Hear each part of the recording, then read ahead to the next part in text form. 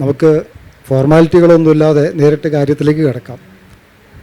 നമ്മൾ ഭാവി കൊച്ചി എന്തായിരിക്കണം എന്നുള്ളൊരു വിഷയത്തെക്കുറിച്ചിട്ടാണ് സംസാരിക്കുന്നത്. ഭാവി കൊച്ചി എന്ന് പറയുമ്പോൾ ഒരു ആഗോള നഗരം എന്നുള്ളൊരു സ്റ്റേറ്റസിലാണ് നമ്മൾ ഈ നഗരത്തെ കാണുന്നത്. നമ്മൾ ഇരിക്കുന്ന സ്ഥലം ഒരു കാലത്ത് കൊച്ചിയുടെ വികസനം ആസൂത്രണം ചെയ്തിരുന്ന ഒരു പ്രദേശമാണ്. ഇതിൻ്റെ തൊട്ടടുത്ത് തന്നെയായിരുന്നു എറണാകുളം ജില്ലാ കളക്ടറേറ്റ്. അത് പിന്നീട് കാക്കനാട്ടേക്ക് മാറി. കൊച്ചി കോർപ്പറേഷൻ്റെ ആസ്ഥാനം ഇവിടെ തന്നെയാണ്. അത് ഇപ്പോൾ ഇബ്രാഹിം മാടമാക്കൽ റോഡിലേക്ക് മാറുന്നു. അതിനു മുൻപ് കൊച്ചി രാജ്യത്തിൻ്റെ അസംബ്ലി നമ്മുടെ ലോ കോളേജിൻ്റെ അവിടെയായിരുന്നു. നമ്മളുടെ നിയമവ്യവസ്ഥയുടെ ആസ്ഥാനം ഹൈക്കോടതി, കൊച്ചി ഭരിച്ചിരുന്ന ദിവാൻ്റെ താമസ സ്ഥലം ആണ് ഇന്നത്തെ ഗസ്റ്റ് ഹൗസ്. അപ്പോൾ ഈ പാർക്ക് അവന്യൂ റോഡ് കൊച്ചിയുടെ വികസനം ചർച്ച ചെയ്യാൻ ഏറ്റവും പറ്റിയൊരു വേദിയാണ്. നമ്മൾ കൊച്ചി ഒരു 10-30 വർഷത്തിനപ്പുറത്തുമുള്ള ഒരു കൊച്ചിയെക്കുറിച്ച് ആലോചിക്കുമ്പോൾ ആ കൊച്ചി എന്തായിരിക്കണം എന്നുള്ളതാണ് നമ്മളുടെ ഒരു വിഷയം. ഒരു നഗരവും സ്വാഭാവികമായി ഉണ്ടാവുന്നതല്ല. വളരെ ആലോചനയിലും കാര്യമായ പ്ലാനിങ്ങിലും ആണ് ഓരോ നഗരവും വളർന്നു വരുന്നത്. ഒരു ഉദാഹരണം പറഞ്ഞു കഴിഞ്ഞാൽ, ബ്രിട്ടൻ ലോകത്തിൻ്റെ പല ഭാഗത്തും പല രാജ്യങ്ങളിലും അവർ കോളനികളുണ്ടായിരുന്നു. അതെല്ലാം ക്ഷയിച്ചു വരുന്ന ഒരു കാലഘട്ടത്തിലാണ് അവർ ലണ്ടൻ നഗരം പ്രൊമോട്ട് ചെയ്യാനായിട്ട് തുടങ്ങിയത്. അപ്പോൾ ലണ്ടൻ നഗരം എങ്ങനെയായിരിക്കണം, അത് ലോകത്തിൻ്റെ ഒരു ബിസിനസ് ആസ്ഥാനമായി ലണ്ടൻ നഗരത്തെ മാറ്റണം എന്നുള്ള രീതിയിലാണ് അവർ ആ നഗരം പ്ലാൻ ചെയ്തത്. ഇതേപോലെ തന്നെ നമ്മുടെ കൊച്ചിയോട് ഒത്തിരി സാമ്യമുള്ള ആംസ്റ്റർഡാം സിറ്റി കനാലുകളും ഒക്കെ ആയിട്ട് ഒത്തിരി വൈവിധ്യമുള്ള ഒരു പ്രദേശമാണ്.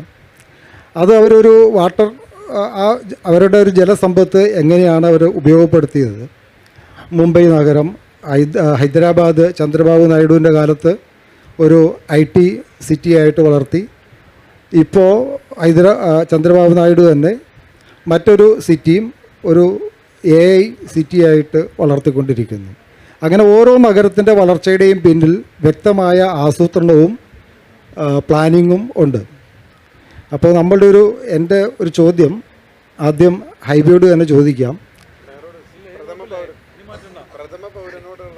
ശരി, നമുക്ക് പ്രഥമ പൗരനോട് തന്നെ ചോദിക്കാം.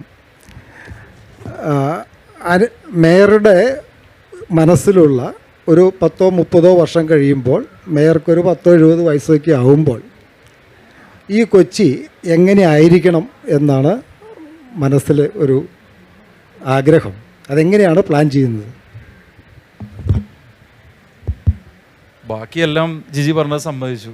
എൻ്റെ വയസ്സ് കൂട്ടണ്ട, ഞാനിങ്ങനെ ചെറുപ്പമായിരുന്നിട്ട് തന്നെ ആലോചിക്കാം കൊച്ചി എങ്ങനെയാകണമെന്ന്. അപ്പോൾ എനിക്ക് തോന്നുന്നൊരു കാര്യം, കൊച്ചി നഗരം ധനകാര്യ സ്ഥാപനങ്ങൾ, ഞങ്ങൾ അർബൻ കമ്മീഷൻ തന്നെ ചർച്ച ചെയ്തൊരു കാര്യമാണ്. തൃശ്ശൂർ മുതൽ കൊച്ചി വരെയുള്ള ഒരു ഇടനാഴി ഫിനാൻഷ്യൽ ഹബ്ബായി വളർന്നു വരാൻ കഴിയുന്ന ഒരു ഇടനാഴിയാണ്. ഇപ്പോൾ അങ്ങിപ്പോൾ ആംസ്റ്റർഡാമിനെ കുറിച്ച് പറഞ്ഞു. നമ്മുടെ കൊച്ചിക്കാരനായ ശ്രീ വേണു രാജാമണിയാണ് റോട്ടർഡാമിനെ കുറിച്ച് അദ്ദേഹം ഒരു പുസ്തകം തന്നെ എഴുതി, അവിടെ അംബാസിഡർ ആയിരുന്നപ്പോൾ. അപ്പോൾ സ്വാഭാവികമായും ഈ വെള്ളം തന്നെ നമുക്കൊരു അനുഗ്രഹമാണ്. ടൂറിസത്തിൻ്റെ സാധ്യതകൾ, അനന്ത സാധ്യതകൾ നമുക്കുണ്ട്. അപ്പോൾ ഞാൻ വിചാരിക്കുന്നൊരു കാര്യം, ടൂറിസത്തിനും നമ്മളിപ്പോൾ തന്നെ പറയുന്ന ഒരു കമേഴ്ഷ്യൽ ക്യാപിറ്റൽ എന്ന് പറയുന്നത് പോലെ കൊച്ചിക്ക് ഇതിൻ്റെ രണ്ടിൻ്റെയും സാധ്യതയുണ്ട്. അതിനോടൊപ്പം IT ഉണ്ട്, IT റിലേറ്റഡ് സർവീസസ് ഉണ്ട്, ഇതെല്ലാം ഉണ്ട്. എനിക്ക് തോന്നുന്നു വലിയ വ്യവസായങ്ങൾ, പ്രത്യേകിച്ച് പൊല്യൂഷൻ ഉണ്ടാക്കുന്ന വ്യവസായങ്ങൾക്ക് ഇനി ഇവിടെ യാതൊരുവിധ സാധ്യതയില്ല. പിന്നെ നമ്മൾ കണക്കിലെടുക്കേണ്ട ഒരു കാര്യമുണ്ട്. നമ്മുടെ ഒരു ഭാഗത്ത് തീരദേശ പരിപാലന നിയമം നമ്മളെ നന്നായി തന്നെ പിടിമുറുക്കുന്നുണ്ട്. തീരദേശ പരിപാലന നിയമം ലംഘിക്കണം എന്ന അഭിപ്രായക്കാരനല്ല ഞാൻ, ലംഘിക്കാൻ പാടില്ലെന്നാണ്. അപ്പോൾ സ്വാഭാവികമായും നമുക്കിതിനെല്ലാം ഉള്ളൊരു സാധ്യതയുണ്ട്. ഇപ്പോൾ തന്നെ ശ്രീ മമ്മൂട്ടി അദ്ദേഹം കുറേ കാലമായി പറഞ്ഞുകൊണ്ടിരിക്കുന്ന ഒരു കാര്യമുണ്ട്. ഇവിടെ ഒരു എൻ്റർടൈൻമെൻറ്റ് സോണായിരിക്കണം ഈ ഭാഗം. താമസിക്കുന്നവരെക്കാൾ കൂടുതൽ എൻ്റർടൈൻമെൻറ്റ് ഒരുപാട് സാധ്യതകളുള്ളൊരു സ്ഥലമായിരിക്കണം. നമുക്ക് അങ്ങ് പറഞ്ഞ പോലെ സുഭാഷ് പാർക്ക് ഉണ്ട്, നമുക്ക് രാജേന്ദ്ര മൈതാനമുണ്ട്, നമുക്ക് മെറൈൻ ഡ്രൈവ് ഉണ്ട്, നമുക്ക് ഫോർഷോർ റോഡ് ഉണ്ട്, നമുക്ക് ഒരുപാട് സാധ്യതകളുണ്ട്. ഇപ്പോൾ ക്യൂൻസ് വാക്കേ ഉണ്ട്. അപ്പോൾ സ്വാഭാവികമായും ടൂറിസത്തിനൊരു സാധ്യത ഉണ്ടെന്നാണ് ഞാൻ കാണുന്നത്. ഇപ്പോൾ നമ്മൾ ഞങ്ങളെല്ലാവരും സീപ്ലെയിനിൽ കയറി സീപ്ലെയിൻ്റെ ഒരു പരീക്ഷണ പറക്കൽ ഇവിടെ നടത്തിയല്ലോ. മൂന്നാറിലേക്കാണ് അത് പോയത്. നമ്മൾ അവിടം വരെ പോയില്ലെങ്കിലും ഈ നഗരത്തിൻ്റെ ചുറ്റും ഒന്ന് വട്ടം കറങ്ങി സീപ്ലെയിൻ. അപ്പോഴാണ് നമ്മുടെ നഗരത്തിൻ്റെ ഒരു മനോഹാരിത ഞാൻ മനസ്സിലാക്കുന്നത്. അതുകൊണ്ട് കനാൽ റിജുവനേഷൻ പദ്ധതി, നമ്മുടെ എല്ലാ കനാലുകളും ഭംഗിയാക്കി അതിന് നീരൊഴുക്ക് വർദ്ധിപ്പിച്ച് സിവേജ് പദ്ധതി നടപ്പിലാക്കി, എടപ്പള്ളി കനാലിലും ചിലവന്നൂർ കനാൽ പോലെയുള്ള കുറച്ചുകൂടി വീതിയുള്ള സ്ഥലങ്ങളിൽ ബോട്ടിംഗ് ഉൾപ്പെടെയുള്ള സൗകര്യങ്ങളൊക്കെ ഏർപ്പെടുത്തിയാൽ, ഇപ്പോൾ ദക്ഷിണ കൊറിയയിൽ ഒരു പരിപാടിക്ക് ഞാൻ പോയപ്പോൾ ദക്ഷിണ കൊറിയയിലെ സോളിൽ ഒരു ചെറിയ സ്ഥലം എടുത്തിട്ട് ഒരു 100-200 മീറ്ററുള്ളൊരു തോട് അവർ ഇതേപോലെ തന്നെ മോശമായി കിടന്ന തോട് എടുത്തിട്ട് അവർ മനോഹരമാക്കി അത് അവരുടെ ഏറ്റവും പ്രധാനപ്പെട്ട ഒരു ടൂറിസ്റ്റ് ഡെസ്റ്റിനേഷനാക്കി മാറ്റി. അപ്പോൾ അതുകൊണ്ടാണ് നമുക്ക് ശുചിത്വമുണ്ടെങ്കിൽ നമുക്ക് കുറെ കൂടി കാര്യങ്ങൾ ഇതിൽ ചെയ്യാൻ കഴിഞ്ഞാൽ ഞാൻ വിചാരിക്കുന്നത് നമുക്ക് ഒരു ഫിനാൻഷ്യൽ ഹബ്ബായി കൊച്ചി കൂടുതൽ നന്നായി നമുക്ക് രൂപാന്തരപ്പെടുത്തും കഴിയും. പക്ഷെ അങ്ങനെ ആലോചിക്കുമ്പോൾ, കൊച്ചിയെക്കുറിച്ച് ആലോചിക്കുമ്പോൾ കൊച്ചിയുടെ വടക്കേ അതിരെന്ന് പറയുന്നത് തൃശ്ശൂരായിരിക്കണം. ശരിക്കും തൃശ്ശൂർ ജില്ലയിലേക്ക് കടക്കാവുന്നതാണ്. ഞാൻ പിന്നെ ജില്ലാ പ്രശ്നങ്ങൾ, അന്തർജില്ലാ പ്രശ്നം, ഇപ്പോൾ ഈ ഹോർത്തൂസിലും മറ്റ് ജില്ലകളിൽ നിന്നുള്ള ആൾക്കാരും ഉണ്ട്, ഇനി ഞാൻ അങ്ങോട്ട് കയറി എന്ന് പറയണ്ട. പക്ഷേ തൃശ്ശൂർ ജില്ലയുടെ അതിർത്തി വരെ ശരിക്കും കൊച്ചിയുണ്ട്. നിങ്ങൾ കിഴക്കോട്ടെടുത്താൽ കോട്ടയത്തിൻ്റെ അതിർത്തി വരെ കൊച്ചിയുണ്ട്. നിങ്ങൾ തെക്കോട്ടാണ് പോകുന്നതെങ്കിൽ ആലപ്പുഴയുടെ അകത്തുള്ള അരൂർ, ഇപ്പോൾ നമ്മുടെ ഇവിടെയൊക്കെ ഉണ്ടായിരുന്ന ധാരാളം ആളുകൾ അരൂരിലേക്ക് താമസം മാറ്റിയിട്ടുണ്ട്. കാരണം ഈ ഭൂമിയുടെ വിലയുടെ ലഭ്യതയെല്ലാം കണക്കിലെടുക്കുമ്പോൾ തൊഴിലാളികൾക്ക് കൊച്ചിയിൽ വന്ന് ജോലി ചെയ്യാൻ പറ്റിയ ആളുകൾക്ക് ഏറ്റവും ചെലവ് ചുരുങ്ങി ജീവിക്കാൻ കഴിയുന്ന ഒരു സ്ഥലമായി അരൂർ മാറി. ഇപ്പോൾ ജിജി ഇവിടെ നിന്ന് വൈകുന്നേരം ഒന്ന് ബസ്സിൽ കയറാൻ, ഞാൻ നേരത്തെ സ്ഥിരമായി പോയിരുന്നൊരു റൂട്ടാണത് പല ഞങ്ങളുടെ സംഘടന ആവശ്യമായിട്ട് ബന്ധപ്പെട്ട്. അപ്പോൾ കലൂരിൽ നിന്ന് നമ്മൾ ബസ് കയറിയാൽ ഈ അരൂർക്കുള്ള ബസ്സിൽ ഭയങ്കരമായ തിരക്കാണ് ആലപ്പുഴ വരെ. അതെ അതെ, ഇവരുടെ സ്റ്റുഡിയോ അവിടെയാണ്. അപ്പോൾ നമുക്ക് കൊച്ചിയെക്കുറിച്ച് ആലോചിക്കുമ്പോൾ ഇങ്ങനെ ആലോചിക്കാൻ കൂടി നമുക്ക് കഴിയണം. അതിനോടൊപ്പം പരിസ്ഥിതിയെ കൂടി കണക്കിലെടുത്തുകൊണ്ട് വേണം കൊച്ചിയുടെ പ്ലാനിങ്ങിനെ കുറിച്ച് ആലോചിക്കാൻ. ഒറ്റ വാചകം കൂടി പറഞ്ഞ് ഞാൻ അവസാനിപ്പിക്കാം. കൊച്ചി നഗരം വെറുതെ വളർന്നു വന്നതല്ല, വെറുതെ സത്യത്തിൽ വളർന്നു വന്നാണ് നമ്മൾ പറയും. പക്ഷെ കൊച്ചിയുടെ ആദ്യത്തെ പ്ലാനിങ് നടത്തിയത് മട്ടാഞ്ചേരിയിലെ 1920കളിലാണ് അത് സംഭവിച്ചത്. സ്വാതന്ത്ര്യം കിട്ടുന്നതിന് മുമ്പ് മട്ടാഞ്ചേരിയിലെ കച്ചവടക്കാരാണ് ആദ്യത്തെ പ്ലാനിങ്ങിന് തുടക്കം കുറിച്ചത്. അപ്പോൾ സ്വാഭാവികമായും നമുക്ക് ഇത്തരത്തിലുള്ള ധാരാളം സാധ്യതകളുണ്ട്. ആ സാധ്യതകൾ പ്രയോജനപ്പെടുത്തിയാൽ നമുക്ക് ഈ മനോരമയുടെ ടൈറ്റിൽ, ഹോർത്തൂസിൻ്റെ ടൈറ്റിൽ പറയുന്നത് പോലെ ഒരു ലോക നഗരമാകാനുള്ള എല്ലാ സാധ്യതകളും നമ്മുടെ നഗരത്തിനുണ്ട് എന്നാണ് എൻ്റെ വളരെ ഉറച്ച വിശ്വാസം.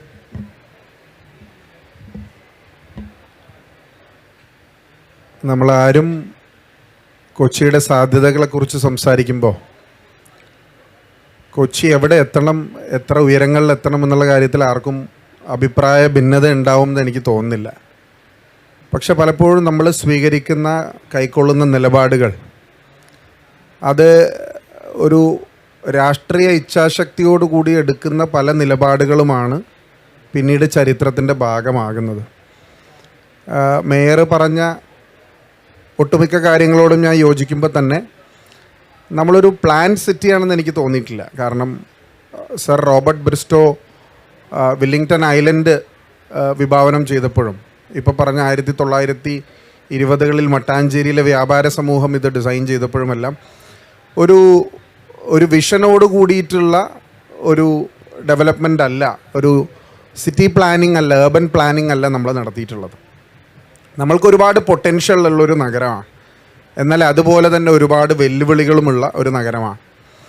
കാരണം ഒരു സിറ്റിയുടെ വികസനം അല്ലെങ്കിൽ ഇനിയുള്ള കാലത്തെ വളർച്ച എന്ന് പറയുന്നത്, I believe it should be inclusive and sustainable. അതൊരു എല്ലാ ജനങ്ങളെയും ഉൾക്കൊള്ളുന്ന ഒന്നായി ഹോർത്തൂസ് എന്ന് പറയുന്ന ഈ പരിപാടി നടക്കുന്ന, ഇവിടെ ശ്രീ ജിജി സൂചിപ്പിച്ച ചരിത്രത്തിൻ്റെ ഭാഗമാകുന്ന ഒരു പ്രദേശം, ഏത് ഫെസ്റ്റിവൽസ് നടക്കുമ്പോഴും ഏത് ഡെവലപ്മെൻറ്റ് നടക്കുമ്പോഴും അതൊരു എല്ലാവർക്കും ആക്സസബിൾ ആയിട്ടുള്ള ഒന്നായിരിക്കണം.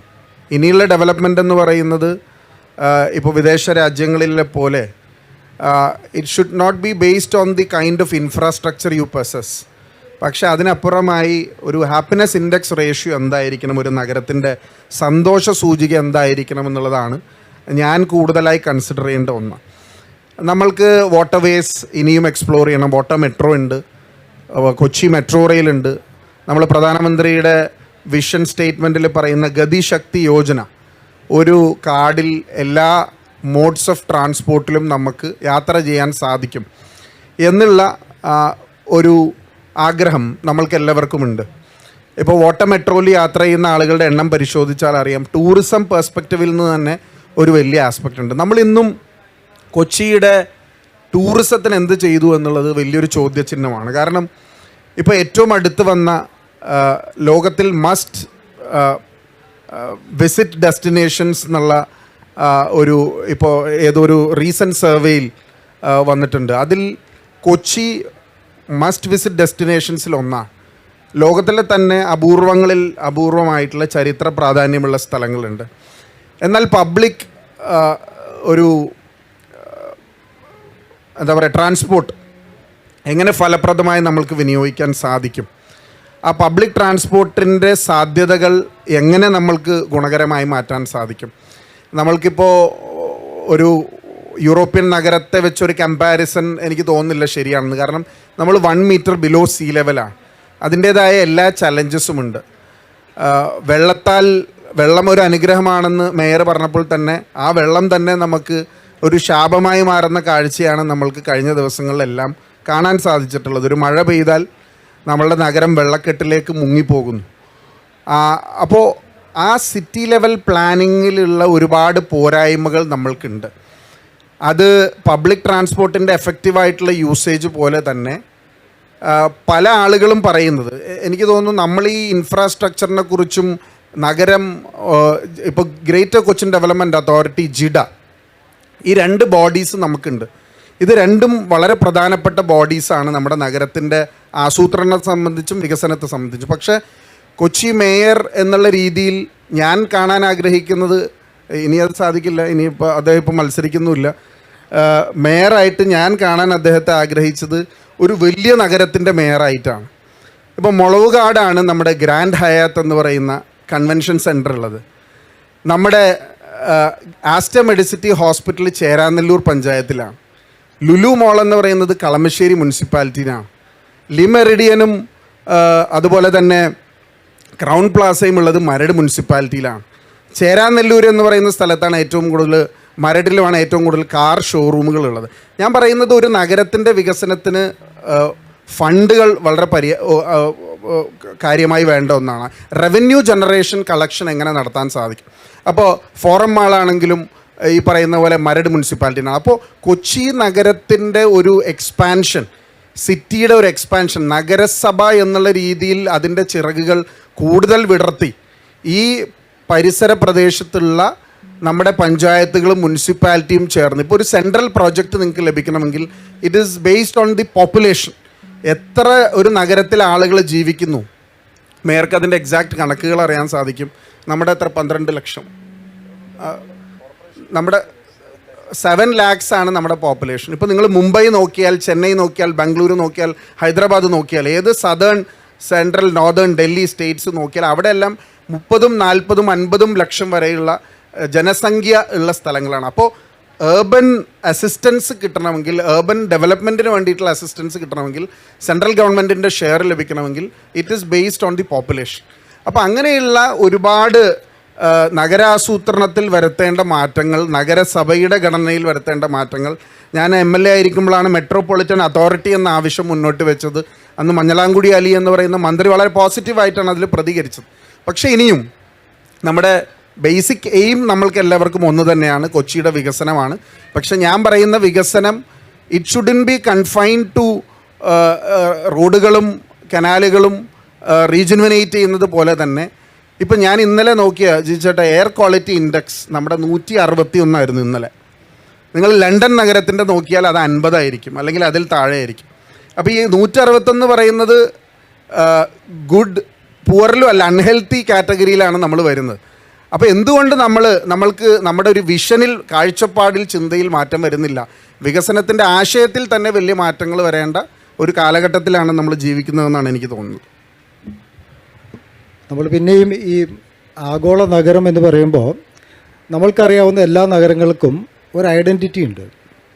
ഇപ്പോൾ ബാംഗ്ലൂരു എടുക്കുകയാണെങ്കിൽ അതൊരു IT സിറ്റിയാണ്, ഹൈദരാബാദ് ഒരു IT സിറ്റിയാണ്, മുംബൈ ഒരു വാണിജ്യ നഗരമാണ്. പക്ഷെ നമ്മളുടെ നഗരം ഭാവിയിൽ എങ്ങനെയായിരിക്കണമെന്ന് സംസാരിക്കുമ്പോൾ നമ്മൾ ഒത്തിരി കാര്യങ്ങൾ പറയുന്നുണ്ട്. നമ്മൾ നോളജ് സിറ്റി പറയുന്നുണ്ട്, IT സിറ്റി പറയുന്നുണ്ട്, അങ്ങനെ വന്ന് നമ്മൾ ഗ്രീൻ എനർജിയുടെ ഒരു ഹബ്ബ് എന്ന് പറയുന്നുണ്ട്.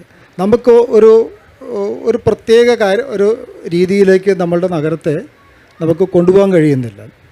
അപ്പം ഇത് ശരിക്കും മറ്റ് സ്റ്റേറ്റുകളിലാണെങ്കിലും മറ്റ് രാജ്യങ്ങളിലാണെങ്കിലും ഒരു വികസനത്തിൻ്റെ കാര്യത്തിൽ ഒരു രാഷ്ട്രീയ വ്യത്യാസം തടസ്സങ്ങൾ ഉണ്ടാവാറില്ല. നമ്മളുടെ നാട് നേരിടുന്ന ഒരു വലിയ പ്രശ്നം ഈ ഒരു രാഷ്ട്രീയ ഭിന്നതയാണോ, നമുക്കൊരു നല്ല ഫോക്കസ്ഡ് ആയിട്ടുള്ള ഒരു തീരുമാനങ്ങളില്ലാത്തതാണ്. അതിൽ എനിക്ക് തോന്നുന്നൊരു കാര്യം, രാഷ്ട്രീയം ഒരു പ്രശ്നമാണ് എന്നെനിക്ക് തോന്നുന്നില്ല. ഇപ്പോൾ ഇവിടെ സംസാരിച്ച സമയത്ത് നിങ്ങളൊരു പോയിൻ്റ് എടുക്കണം. ഇപ്പം ഞാൻ പറഞ്ഞ മിക്കവാറും കാര്യങ്ങളോട് ശ്രീ ഐ.വി. ഈഡൻ യോജിച്ചെന്ന് മാത്രമല്ല, അദ്ദേഹം പിന്നീട് പറഞ്ഞ 2 വാചകങ്ങൾ, സസ്റ്റൈനബിൾ സിറ്റി എന്ന് അദ്ദേഹം പറഞ്ഞു. 2, അദ്ദേഹം പറഞ്ഞൊരു കാര്യം അത് എല്ലാവർക്കും ആക്സസബിൾ ആയിരിക്കണം എന്നാണ്. 3-മത് അദ്ദേഹം പറഞ്ഞത് ഹാപ്പിനെസ് ഇൻഡെക്സിൽ നമ്മൾ ഉയർന്നു വരണം എന്നാണ്. അപ്പോൾ ഞാനതിനോട് പൂർണ്ണമായി യോജിക്കുകയാണ്. അദ്ദേഹം പറഞ്ഞ വിയോജിപ്പുകളുടെ അംശങ്ങൾ വളരെ കുറവാണ്. ഇപ്പോൾ ഉദാഹരണത്തിന് നമ്മൾ ഹാപ്പിനെസ് ഇൻഡെക്സിനെ പറ്റി പറയുമ്പോൾ സാധാരണഗതിയിൽ നമ്മൾ പറയുന്ന സ്കാൻഡിനേവിയൻ രാജ്യങ്ങൾ, ആ സ്കാൻഡിനേവിയൻ രാജ്യങ്ങളുടെ നിലവാരത്തിലേക്ക് നമ്മൾ മാറേണ്ടതാണെന്ന കാര്യത്തിൽ യാതൊരു സംശയവുമില്ല. അദ്ദേഹം പറഞ്ഞു ഇൻഫ്രാസ്ട്രക്ചർ അല്ല പ്രധാനപ്പെട്ട കാര്യം. ഞാനും അത് വിശ്വസിക്കുന്ന ഒരാളാണ്. ഇൻഫ്രാസ്ട്രക്ചർ അല്ല. ഞാനതിനൊരു ഉദാഹരണം പറയാം. നമ്മൾ മുന്നോട്ട് പോയത്, ഇപ്പം മാസ്റ്റർ പ്ലാൻ നമ്മൾ കൊണ്ടുവന്നു. ഇവർക്ക് ചില വിയോജിപ്പുകളൊക്കെ ഉണ്ടായിരുന്നു. പക്ഷേ നമ്മുടെയും കൂടി അഭ്യർത്ഥനയുടെ അടിസ്ഥാനത്തിൽ അവസാനം ഞങ്ങളെല്ലാവരും ചർച്ച ചെയ്ത് ആ മാസ്റ്റർ പ്ലാൻ നമ്മൾ അംഗീകരിച്ചു. അമൃതിൻ്റെ ഭാഗമായി വന്നതാണ്. ആ മാസ്റ്റർ പ്ലാന് ശേഷം ഇപ്പം ഞങ്ങൾ ചെയ്തുകൊണ്ടിരിക്കുന്ന ഒരു കാര്യമുണ്ട്. മനോരമ ഉൾപ്പെടെ പലപ്പോഴും എഴുതിയിട്ടുള്ളൊരു കാര്യമാണ് ലോക്കൽ ഏരിയ പ്ലാൻ. ആ ലോക്കൽ ഏരിയ പ്ലാൻ നമ്മൾ ചെയ്യാൻ തീരുമാനിച്ചത് നമ്മൾ വൈറ്റിലയിലാണ്. വൈറ്റിലയിൽ എന്തായിരുന്നു നമ്മുടെ ഫോക്കസ്? നമ്മുടെ ഫോക്കസ് എന്ന് പറയുന്നത് നമ്മളൊരു US സിറ്റിയുടെ നിലവാരത്തിലേക്ക് മാറുകയല്ല വേണ്ടത് എന്നായിരുന്നു. ഒരുപാട് ആളുകൾ സ്വന്തമായി കാർ ഓടിച്ചൊരു നഗരത്തിലേക്ക് വരുന്നൊരു നഗരമല്ല നമുക്ക് വേണ്ടത്. നമുക്ക് പകരം മാതൃകകളുണ്ട്. യൂറോപ്പിൽ നിങ്ങൾക്ക് ഒരുപാട് മാതൃകകളുണ്ട്. യൂറോപ്യൻ ആർക്കിടെക്ചറിൻ്റെ ഒരു പ്രത്യേകതയുണ്ട്. അവർ സാധാരണഗതിയിൽ ഇത്തരം കാര്യങ്ങളിൽ മാസ് ട്രാൻസിറ്റ് സിസ്റ്റത്തിനെ പ്രോത്സാഹിപ്പിക്കുന്നവരാണ്. നമ്മൾ തിരിച്ച് ഏഷ്യൻ രാജ്യങ്ങളിലേക്ക് വന്നാൽ തന്നെ സിംഗപ്പൂർ നമ്മുടെ മുമ്പിലുണ്ട്. അപ്പോൾ ഒരു നഗര ചതുരം, ഒരു സിറ്റി സ്ക്വയർ, ആ സിറ്റി സ്ക്വയറിലേക്ക് വരാൻ കഴിയുന്ന പൊതുഗതാഗത സംവിധാനങ്ങൾ. അപ്പോൾ അദ്ദേഹം പൊതുഗതാഗത സംവിധാനത്തെ പറ്റി സൂചിപ്പിച്ചു. ഗവൺമെൻറ് ഓഫ് ഇന്ത്യ തന്നെ ഏറ്റവും കൂടുതൽ മുന്നോട്ട് വയ്ക്കുന്ന ഒരു ആശയമാണ് TOD, ട്രാൻസിറ്റ് ഓറിയൻറ്റഡ് ഡെവലപ്മെൻറ്റ്. അത് ഞങ്ങളെല്ലാവരും, എനിക്ക് തോന്നുന്നു ശ്രീ ഐ.ബിയും യോജിക്കാനാണ് സാധ്യത. കാരണം മെട്രോയുടെ വിസിനിറ്റിക്ക് അകത്ത്, മെട്രോയ്ക്ക് ചുറ്റും നമുക്ക് കൂടുതൽ ജനസംഖ്യയെ കൊണ്ടുവരിക എന്നുള്ളതാണ് ഇതിൻ്റെ ആശയം. മെട്രോ ലാഭത്തിലാവും ഒന്ന്, പൊതുഗതാഗത സംവിധാനത്തെ ആളുകൾ കൂടുതൽ ആശ്രയിക്കുന്ന നിലയിലേക്ക് വരും. ഇപ്പം നമ്മൾ എന്തുകൊണ്ട് വൈറ്റ്ല സെലക്ട് ചെയ്തു? വൈറ്റ്ലയിലാണ് വാട്ടർ മെട്രോ ഉള്ളത്. വൈറ്റ്ലയിൽ നിന്നും വാട്ടർ മെട്രോയ്ക്ക് നിങ്ങൾക്ക് വളരെ പെട്ടെന്ന് നിങ്ങൾക്ക് തൃക്കാക്കരയ്ക്ക് പോകാം, അല്ലെങ്കിൽ കാക്കനാടേക്ക് പോകാം, തൃപ്പൂണിത്തുറയ്ക്ക് പോകാം. നിങ്ങൾക്ക് അവിടെയാണ് ഒരു ഇൻ്റർനാഷണൽ ബസ് ടെർമിനൽ. അതിൻ്റെ മുഴുവൻ ആഗ്രഹങ്ങൾക്കനുസരിച്ച് അത് മറ്റൊരു പ്രശ്നം, ഞാൻ അതിലേക്കൊന്നും കിടക്കുന്നില്ല. അപ്പോൾ നിങ്ങൾക്ക് അവിടെ ഒരു ബസ് ടെർമിനൽ ഉണ്ട്. വാക്കബിൾ കൊച്ചി എന്ന് പറഞ്ഞ് നമ്മൾ ആരംഭിച്ചു. എല്ലാ സ്ഥലത്തും ശരിയായോ എന്ന് ചോദിച്ചാൽ ആയിട്ടില്ല. പക്ഷെ നമ്മുടെ ഒരു ഫോക്കസ് ഏരിയ അത് ആകണം, സൈക്ലിംഗ്. അപ്പം നമ്മളൊരു നഗരത്തെ സംബന്ധിച്ച് ആലോചിക്കുമ്പോൾ ഇത്തരം കാര്യങ്ങൾ വളരെ പ്രധാനപ്പെട്ട ആശയങ്ങളാണ് എന്ന കാര്യത്തിൽ എനിക്കും രണ്ടാമതൊരു അഭിപ്രായമില്ല. അപ്പം പ്രശ്നം രാഷ്ട്രീയമാണെന്ന് ഞാൻ കരുതുന്നില്ല. രാഷ്ട്രീയം ഒരു പ്രശ്നത്തെ സംബന്ധിച്ച വ്യത്യസ്തമായ നിലപാടുകളാണ്. ഒരു രാഷ്ട്രീയ പാർട്ടിക്ക് അകത്ത് തന്നെ ചില ആളുകൾ ചില അഭിപ്രായങ്ങൾ പങ്കുവയ്ക്കും. ഇപ്പോൾ ശ്രീ ഐ.ബി. ഈഡൻ്റെ അഭിപ്രായമാണ് കോൺഗ്രസ് പാർട്ടിയിൽ എല്ലാവർക്കും എന്ന് ഞാൻ വിചാരിക്കുന്നില്ല. ഇപ്പോൾ ചില കാര്യങ്ങൾ ഞാൻ ശ്രീ ഐ.ബി. ഈഡനായിട്ട് യോജിക്കുന്നുണ്ട്. ഇപ്പോൾ നമ്മുടെ സാധാരണഗതിയിൽ പാവപ്പെട്ടവർക്ക് പട്ടയം കൊടുക്കുന്ന കാര്യം, നഗരത്തിനകത്ത് പോലും ആളുകൾക്ക് പട്ടയം കൊടുക്കണമെന്ന അഭിപ്രായക്കാരനാണ് അദ്ദേഹം. ഞാനതിൽ വളരെയധികം അതിലൊരു വോട്ടറി ആയിട്ടുള്ള ഒരാളാണ്. അപ്പോൾ ഞാൻ പറഞ്ഞത് നമുക്ക് യോജിപ്പുകൾ ഉണ്ടാക്കാൻ വളരെ എളുപ്പമാണ്. പ്രശ്നം ഉണ്ടാകുന്നത്, വിയോജിപ്പുകൾ ഉണ്ടാകുന്നത് അനാവശ്യമായ കക്ഷി രാഷ്ട്രീയത്തിലാണ്. കക്ഷി രാഷ്ട്രീയം നല്ലതാണ്. നിങ്ങളുടെ രാഷ്ട്രീയത്തെ നിങ്ങൾ പ്രതിഫലിപ്പിക്കുന്നത് കക്ഷി രാഷ്ട്രീയത്തിലൂടെയാണ്. പക്ഷെ അതിന് ചില അതിർവരമ്പുകൾ നമ്മൾ വയ്ക്കേണ്ടി വരും. ജിജി ഉദ്ദേശിക്കുന്നത് പോലെ, നമ്മുടെ നാട് ഉദ്ദേശിക്കുന്നത് പോലെ ഒരു നഗരം വളരണമെങ്കിൽ നിങ്ങൾക്ക് അതിനകത്തെല്ലാം നിങ്ങൾക്ക് ഒരു പരിധി കൊണ്ടുവരേണ്ടി വരും. നമ്മൾ ഒരുപാട് കാര്യങ്ങളെ സംബന്ധിച്ച് ഒരു കാര്യത്തെ സംബന്ധിച്ച് എങ്ങനെയാകണമെന്ന് ഡെലിബറേറ്റ് ചെയ്ത് കഴിഞ്ഞാൽ പിന്നെ നമ്മൾ അതിൽ യോജിച്ച് നിൽക്കണം. അതിൻ്റെ ഒന്നാം തരം ഉദാഹരണമാണ് എറണാകുളം മാർക്കറ്റിൻ്റെ കൺസ്ട്രക്ഷൻ. ഒരാളും സങ്കല്പിച്ചൊരു കാര്യമല്ല എറണാകുളം മാർക്കറ്റ്. അദ്ദേഹം ഇപ്പോൾ വെള്ളക്കെട്ടിനെ പറ്റി പറഞ്ഞു. എൻ്റെ അഭിപ്രായത്തിൽ കൊച്ചി നഗരത്തിലെ വെള്ളക്കെട്ട് നിവാരണത്തിൽ ഒരുപാട് പുരോഗതി ഓരോ ഘട്ടത്തിലും ഉണ്ടാകുന്നുണ്ട്. ഞാൻ ഇപ്പോൾ മാത്രമല്ല സൂചിപ്പിക്കുന്നത്, കുറേ കാലമായിട്ടുണ്ട്. മുഴുവൻ പ്രശ്നവും പരിഹരിച്ചിട്ടില്ല. അതിന് കാരണം അദ്ദേഹം പറഞ്ഞതുപോലെ ഇതിൻ്റെ ടോപ്പോഗ്രഫിയുടെ പ്രത്യേകതയുണ്ട്. പക്ഷെ നമ്മളതിനെ അതിജീവിക്കുമെന്ന് തന്നെ ഞാൻ വിശ്വസിക്കുന്ന ഒരാളാണ്. അപ്പോൾ മാർക്കറ്റിൽ എന്താ സംഭവിച്ചത്? മാർക്കറ്റിൻ്റെ പ്ലാൻ ഉണ്ടാക്കിയത് ഇവരാണ്. ശ്രീ ഐ ബി ഈഡനൊക്കെ തന്നെ ഇനീഷ്യേറ്റീവ് എടുത്ത് കൊണ്ടുവന്നതാണ്.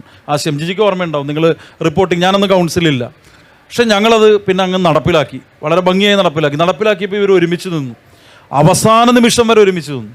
കൗൺസിലിൽ അതിൻ്റെ വാടക തീരുമാനിക്കുന്ന കാര്യത്തിൽ കൗൺസിലിൽ ആ മാർക്കറ്റിൻ്റെ എല്ലാ കാര്യങ്ങളും തീരുമാനിച്ചപ്പോൾ ഒരുമിച്ച് നിന്നു. അപ്പോൾ ഒരുമിച്ച് നിൽക്കാൻ നമുക്ക് കഴിയും, പക്ഷേ വളരെ ബുദ്ധിമുട്ടാണ്. ഒരുമിച്ച് നിൽക്കുമ്പോൾ നിങ്ങൾക്ക് മറ്റൊരാൾ വലുതാകുകയാണ് എന്ന തോന്നലുണ്ടായാൽ പ്രശ്നം അവിടെ ആരംഭിക്കുകയാണ്. അപ്പം ഞാൻ സാധാരണ ഉപയോഗിക്കുന്നൊരു വാക്കുണ്ട്, നഗരം ഒരു വ്യക്തിയേക്കാൾ വലുതാണ്, നഗരം ഒരു മേയറേക്കാൾ വലുതാണ്, നഗരം ഒരു എം പിയേക്കാൾ വലുതാണ്. ഈ ബോധ്യം മേയർക്കും ഉണ്ടാകണം, എം പിക്കും ഉണ്ടാകണം. നഗരം നിങ്ങളെ സർപ്പാസ് ചെയ്ത് മുന്നോട്ട് പോകും. നഗരത്തിൻ്റെ, അതുകൊണ്ടാണ് നമ്മൾ സിവിലൈസേഷൻ എന്ന് പറയുന്നത്. അപ്പോൾ അങ്ങനെ വരാൻ കഴിയണമെങ്കിൽ നിങ്ങളെ ഒന്നും നോക്കിയല്ല നഗരം നിൽക്കുന്നത്. നിങ്ങളിവിടെ ഉണ്ടോ ഇല്ലയോ എന്നുള്ളത് ഒരു നഗരത്തിൻ്റെ വികസനത്തിന് അത്ര അത്യന്താപേക്ഷികമായ കാര്യമല്ല. അനിൽകുമാർ ഇല്ലെങ്കിൽ മറ്റൊരു മേയർ വരും, ഹൈബി ഈഡൻ ഇല്ലെങ്കിലും വേറൊരു എം പി വരും. ഓരോ വ്യക്തിക്കും സ്വാഭാവികമായ സ്ഥാനം എല്ലാത്തിലും ഉണ്ട്. പക്ഷെ അതിനപ്പുറത്ത് നഗരത്തെ കാണാൻ നിങ്ങൾക്ക് കഴിയുന്നുണ്ടോ എന്നുള്ളതാണ് പ്രശ്നം. കാണാൻ കഴിയുന്നുണ്ടെങ്കിൽ ഞാൻ വിചാരിക്കുന്നത് നേരത്തെ ശ്രീ ഐ ബി ഈഡൻ പറഞ്ഞതുപോലെ തന്നെ കുറച്ചുകൂടി ഭംഗിയുള്ള ഒരു നഗരം, ലിവബിളായ ഒരു നഗരം നമുക്ക് സാധ്യമാണ്. ഒരു ഒറ്റ പോയിന്റും കൂടി പറഞ്ഞ് ഞാൻ അവസാനിപ്പിക്കുകയാണ്. ശ്രീ ഐ ബി ഈഡൻ പറഞ്ഞ പല കാര്യങ്ങളോടും പ്രതികരിക്കണമെന്ന് എനിക്ക് തോന്നുന്നത് കൊണ്ടാണ്. ഇപ്പോൾ അദ്ദേഹം എയർ ക്വാളിറ്റിയെ പറ്റി പറഞ്ഞു. നമ്മുടെ എയർ ക്വാളിറ്റിയെ പറ്റി ആശങ്കപ്പെടുന്ന ധാരാളം ആളുകളുണ്ട്. നമ്മുടെ ഹീറ്റ് വേവ്സിനെ പറ്റി ആശങ്കപ്പെടുന്ന ആളുകളുണ്ട്. ഇപ്പോൾ ഇവിടെ തന്നെ ഒരു പഠനം നടത്തിയിട്ട് സുഭാഷ് പാർക്കും ഈ രാജേന്ദ്ര മൈതാനവും മറൈൻ ഡ്രൈവും ഒക്കെ ഉള്ള സ്ഥലം വളരെ ശാസ്ത്രീയമായ പഠനങ്ങൾ പറയുന്നത്, അത് ഫോർട്ട് കൊച്ചി ഇതിനേക്കാൾ ഭംഗിയുള്ള സ്ഥലമാണ്. അപ്പോൾ അവിടെയെല്ലാം പറയുന്ന ഒരു കാര്യം, ഈ മരങ്ങളും ഈ സാന്നിധ്യവും ഈ ഗ്രീൻ കവറും നമുക്ക് സത്യത്തിൽ ഒരുപാട് മെച്ചം നമ്മുടെ നഗരത്തിന് ഉണ്ടാക്കുന്നുണ്ട്. അപ്പോൾ അദ്ദേഹം പറഞ്ഞൊരു കാര്യത്തിൽ എയർ ക്വാളിറ്റി ഇൻഡെക്സ് ഇന്ത്യയിൽ മറ്റ് നഗരങ്ങളുമായി താരതമ്യം വളരെ മുകളിലാണ്. ഇപ്പോൾ എൻവയൺമെൻറ്റ് സെക്രട്ടറി, ഇവരുടെ തന്നെ കേന്ദ്ര ഗവൺമെൻറ് എൻവയൺമെൻറ്റ് സെക്രട്ടറിയെ ഞാൻ കാണാൻ ചെന്നപ്പോൾ ഞാൻ ഈ എയർ ക്വാളിറ്റി ഇൻഡെക്സിൻ്റെ ഫണ്ടിൽ എന്തെങ്കിലും സാധ്യതയുണ്ടോ എന്ന് ചോദിച്ചു.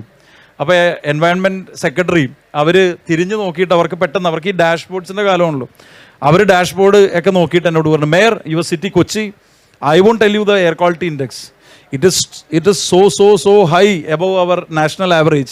I can't even spend a penny for you because you are so on the top. All of the other cities are very bad. ഡൽഹിയിൽ ചെന്നാൽ നിങ്ങൾക്ക് ശ്വസിക്കാൻ പറ്റുന്നില്ല എന്നുള്ളത് വലിയ പ്രശ്നമല്ലേ?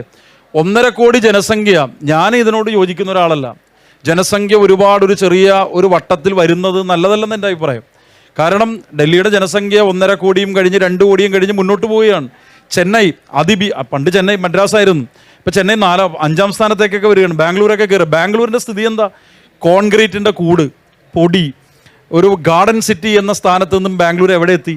അപ്പം ഞാൻ പറയുന്നത് ഇങ്ങനെ ഉള്ള കാര്യങ്ങളിൽ നമുക്ക് കുറച്ചുകൂടി വ്യത്യസ്തമായി ചിന്തിക്കണമെന്ന് അദ്ദേഹം പറഞ്ഞതിനോട് ഞാൻ യോജിക്കുകയാണ്. പിന്നെ ജിജി പറഞ്ഞ ചോദ്യത്തോട് ഒറ്റ പ്രതികരണം കൂടി, നിങ്ങൾ എന്തെങ്കിലും ഒന്നായി ചന്ദ്രബാബു നായിഡു പറഞ്ഞതുപോലെ നമ്മുടെ നഗരം വേണമെന്ന് ഞാൻ വിശ്വസിക്കുന്നില്ല. നമ്മുടെ നഗരത്തിന് പലതരത്തിലുള്ള സാധ്യതകളുണ്ട്. ഇപ്പോൾ ഡിസൈൻ സിറ്റി നമ്മൾ പ്രൊമോട്ട് ചെയ്ത് ഡിസൈൻ വീക്ക് നമ്മൾ പലതവണ നടത്തിയതാണ്. അപ്പോൾ ഇവരുടെ തന്നെ ഡിസൈൻ വീക്കിൻ്റെ ഭാഗമായി വന്ന പലരും എന്നോട് പറഞ്ഞൊരു കാര്യമുണ്ട്, ബാംഗ്ലൂരാണ് ഏറ്റവും കൂടുതൽ design is again an intellectual property right, അപ്പോൾ ബൗദ്ധിക സ്വത്തവകാശമാണ്. അപ്പോൾ ഡിസൈൻ ഒരുപാട് സാധ്യത സാമ്പത്തികമായിട്ടുണ്ട്.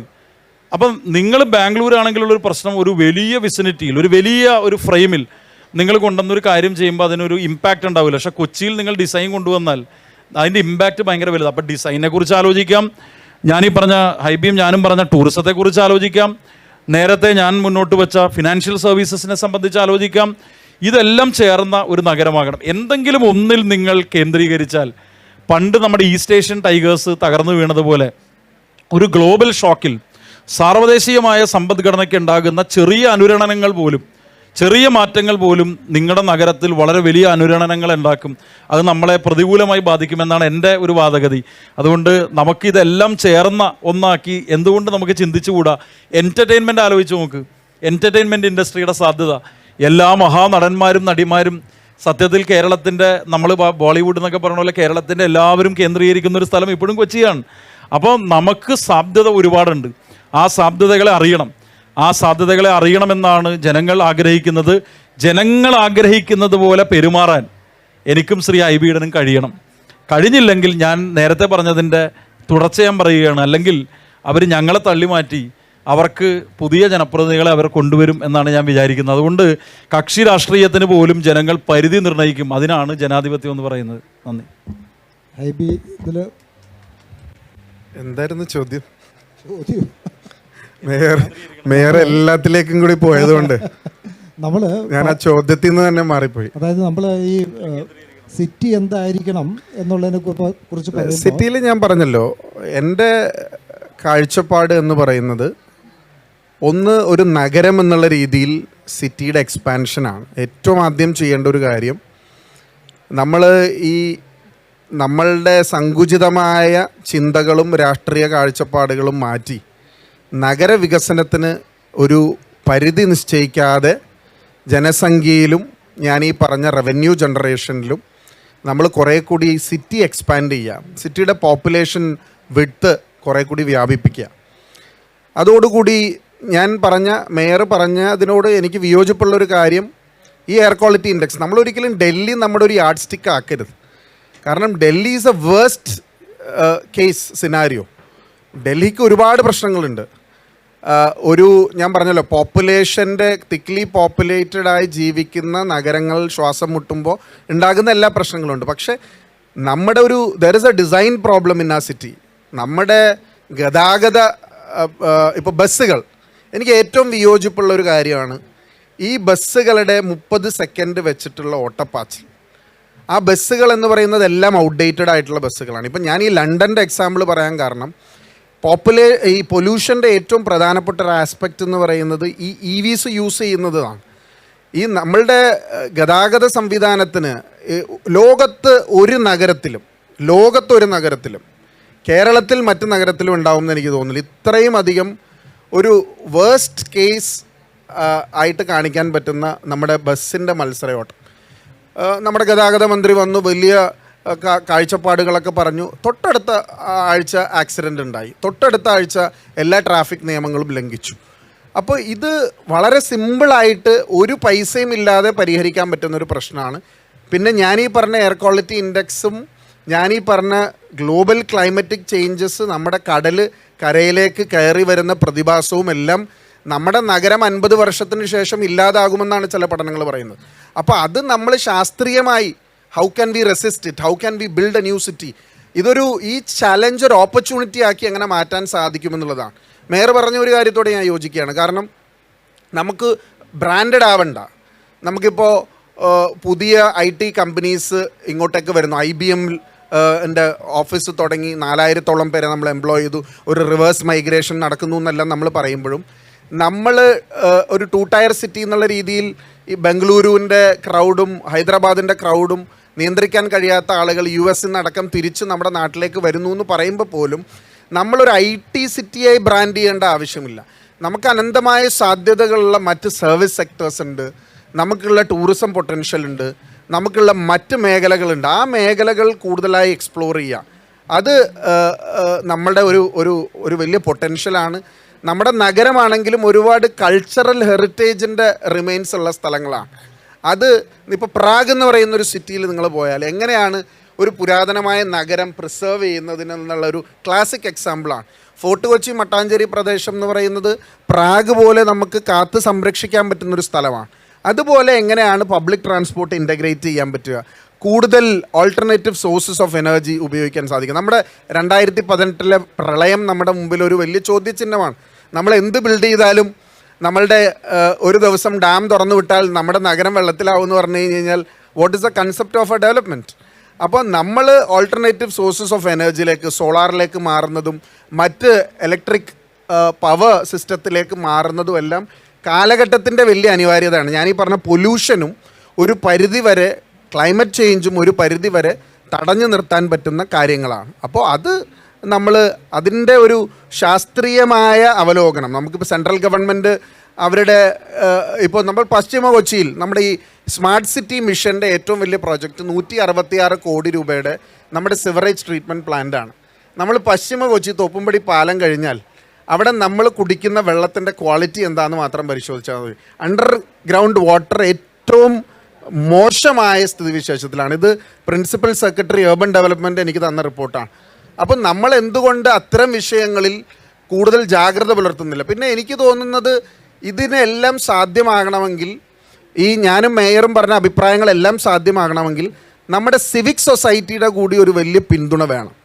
ഒരു കൾച്ചറൽ ട്രാൻസിഷൻ, ഒരു സാംസ്കാരികപരമായ വ്യതിയാനം നമുക്ക് ആവശ്യമാണ്. നമ്മുടെ പബ്ലിക് പ്ലേസസ് നന്നായി സംരക്ഷിക്കുക, പബ്ലിക് ടോയ്ലറ്റ്സ് നന്നായി സംരക്ഷിക്കുക, ഗതാഗതത്തിൽ ഒരു സംസ്കാരം ഉണ്ടാക്കുക. നമ്മൾ വിദേശ രാജ്യങ്ങളിൽ പോയി, ദുബായിൽ പോയി നിങ്ങൾ ആരെങ്കിലും സിഗ്നൽ തെറ്റി വണ്ടി ഓടിക്കുമോ?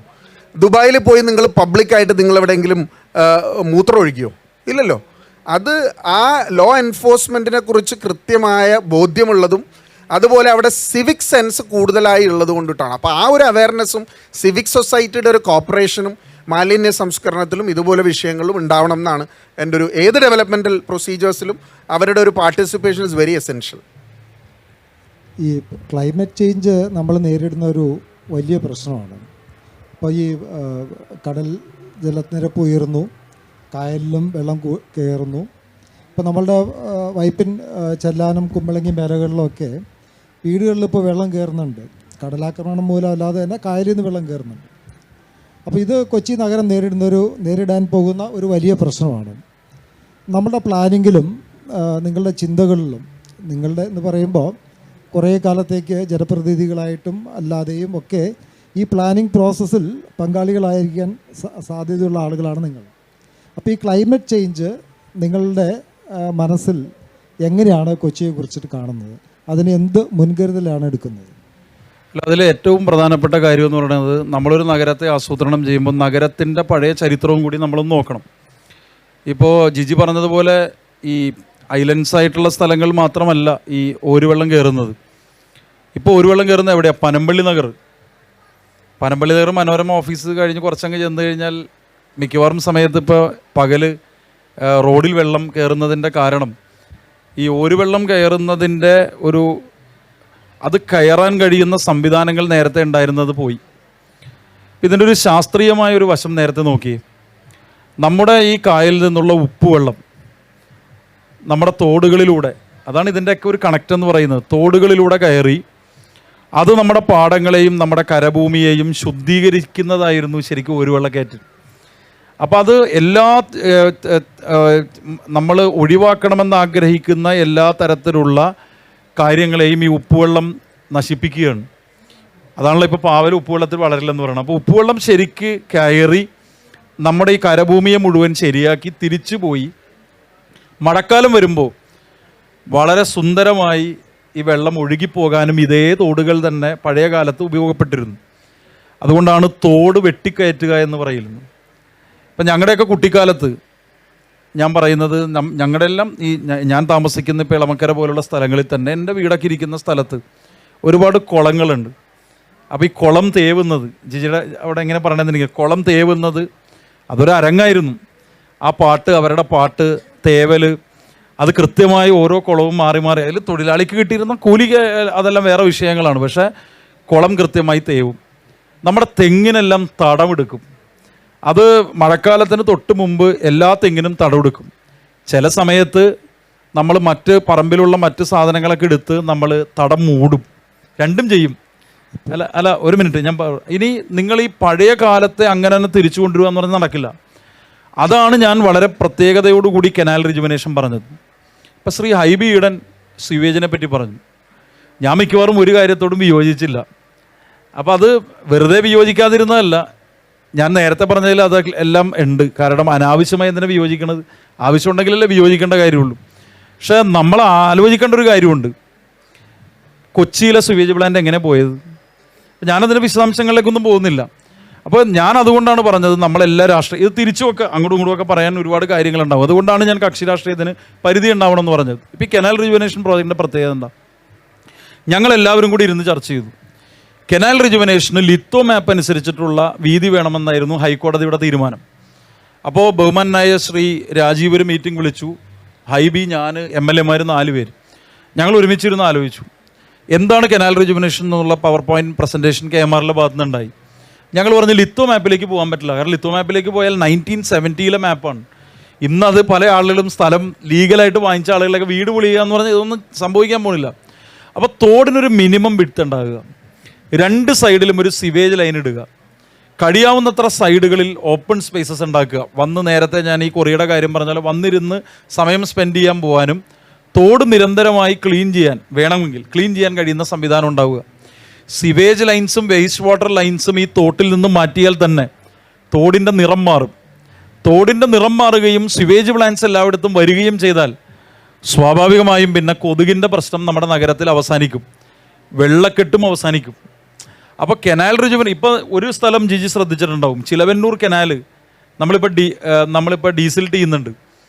ബഹുമാന്യ ശ്രീ മമ്മൂട്ടി തന്നെ എന്നോട് ചോദിച്ചൊരു കാര്യമുണ്ട്, വേറെ 3 മാസമായി തുടങ്ങിയിട്ട് എന്തോരം ചെളി വാരി തീരണല്ലേന്ന് ചോദിച്ചാൽ എല്ലാം ബ്രഹ്മപുരത്തുകൊണ്ട് അടിച്ചുകൊണ്ടിരിക്കുക.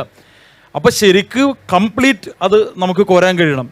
എക്കൽ വന്ന് നിറഞ്ഞിട്ടുള്ള നമ്മുടെ കായലുകളുണ്ട്. വേമ്പനാട് കായൽ ശരിക്കും എക്കൽ വന്ന് നിറഞ്ഞിട്ടുണ്ട്. പ്രളയകാലത്ത് വന്നേക്കുന്നതും എല്ലാം അടിഞ്ഞുകൂടിയിട്ടുണ്ട്. മത്സ്യത്തൊഴിലാളികൾക്ക് കടലിൽ പോകാൻ കായലിൽ പോകാനും പറ്റുന്നില്ല, തിരിച്ച് അവരുടെ വീടുകളെല്ലാം ഫ്ലഡഡ് ആവുകയാണ്.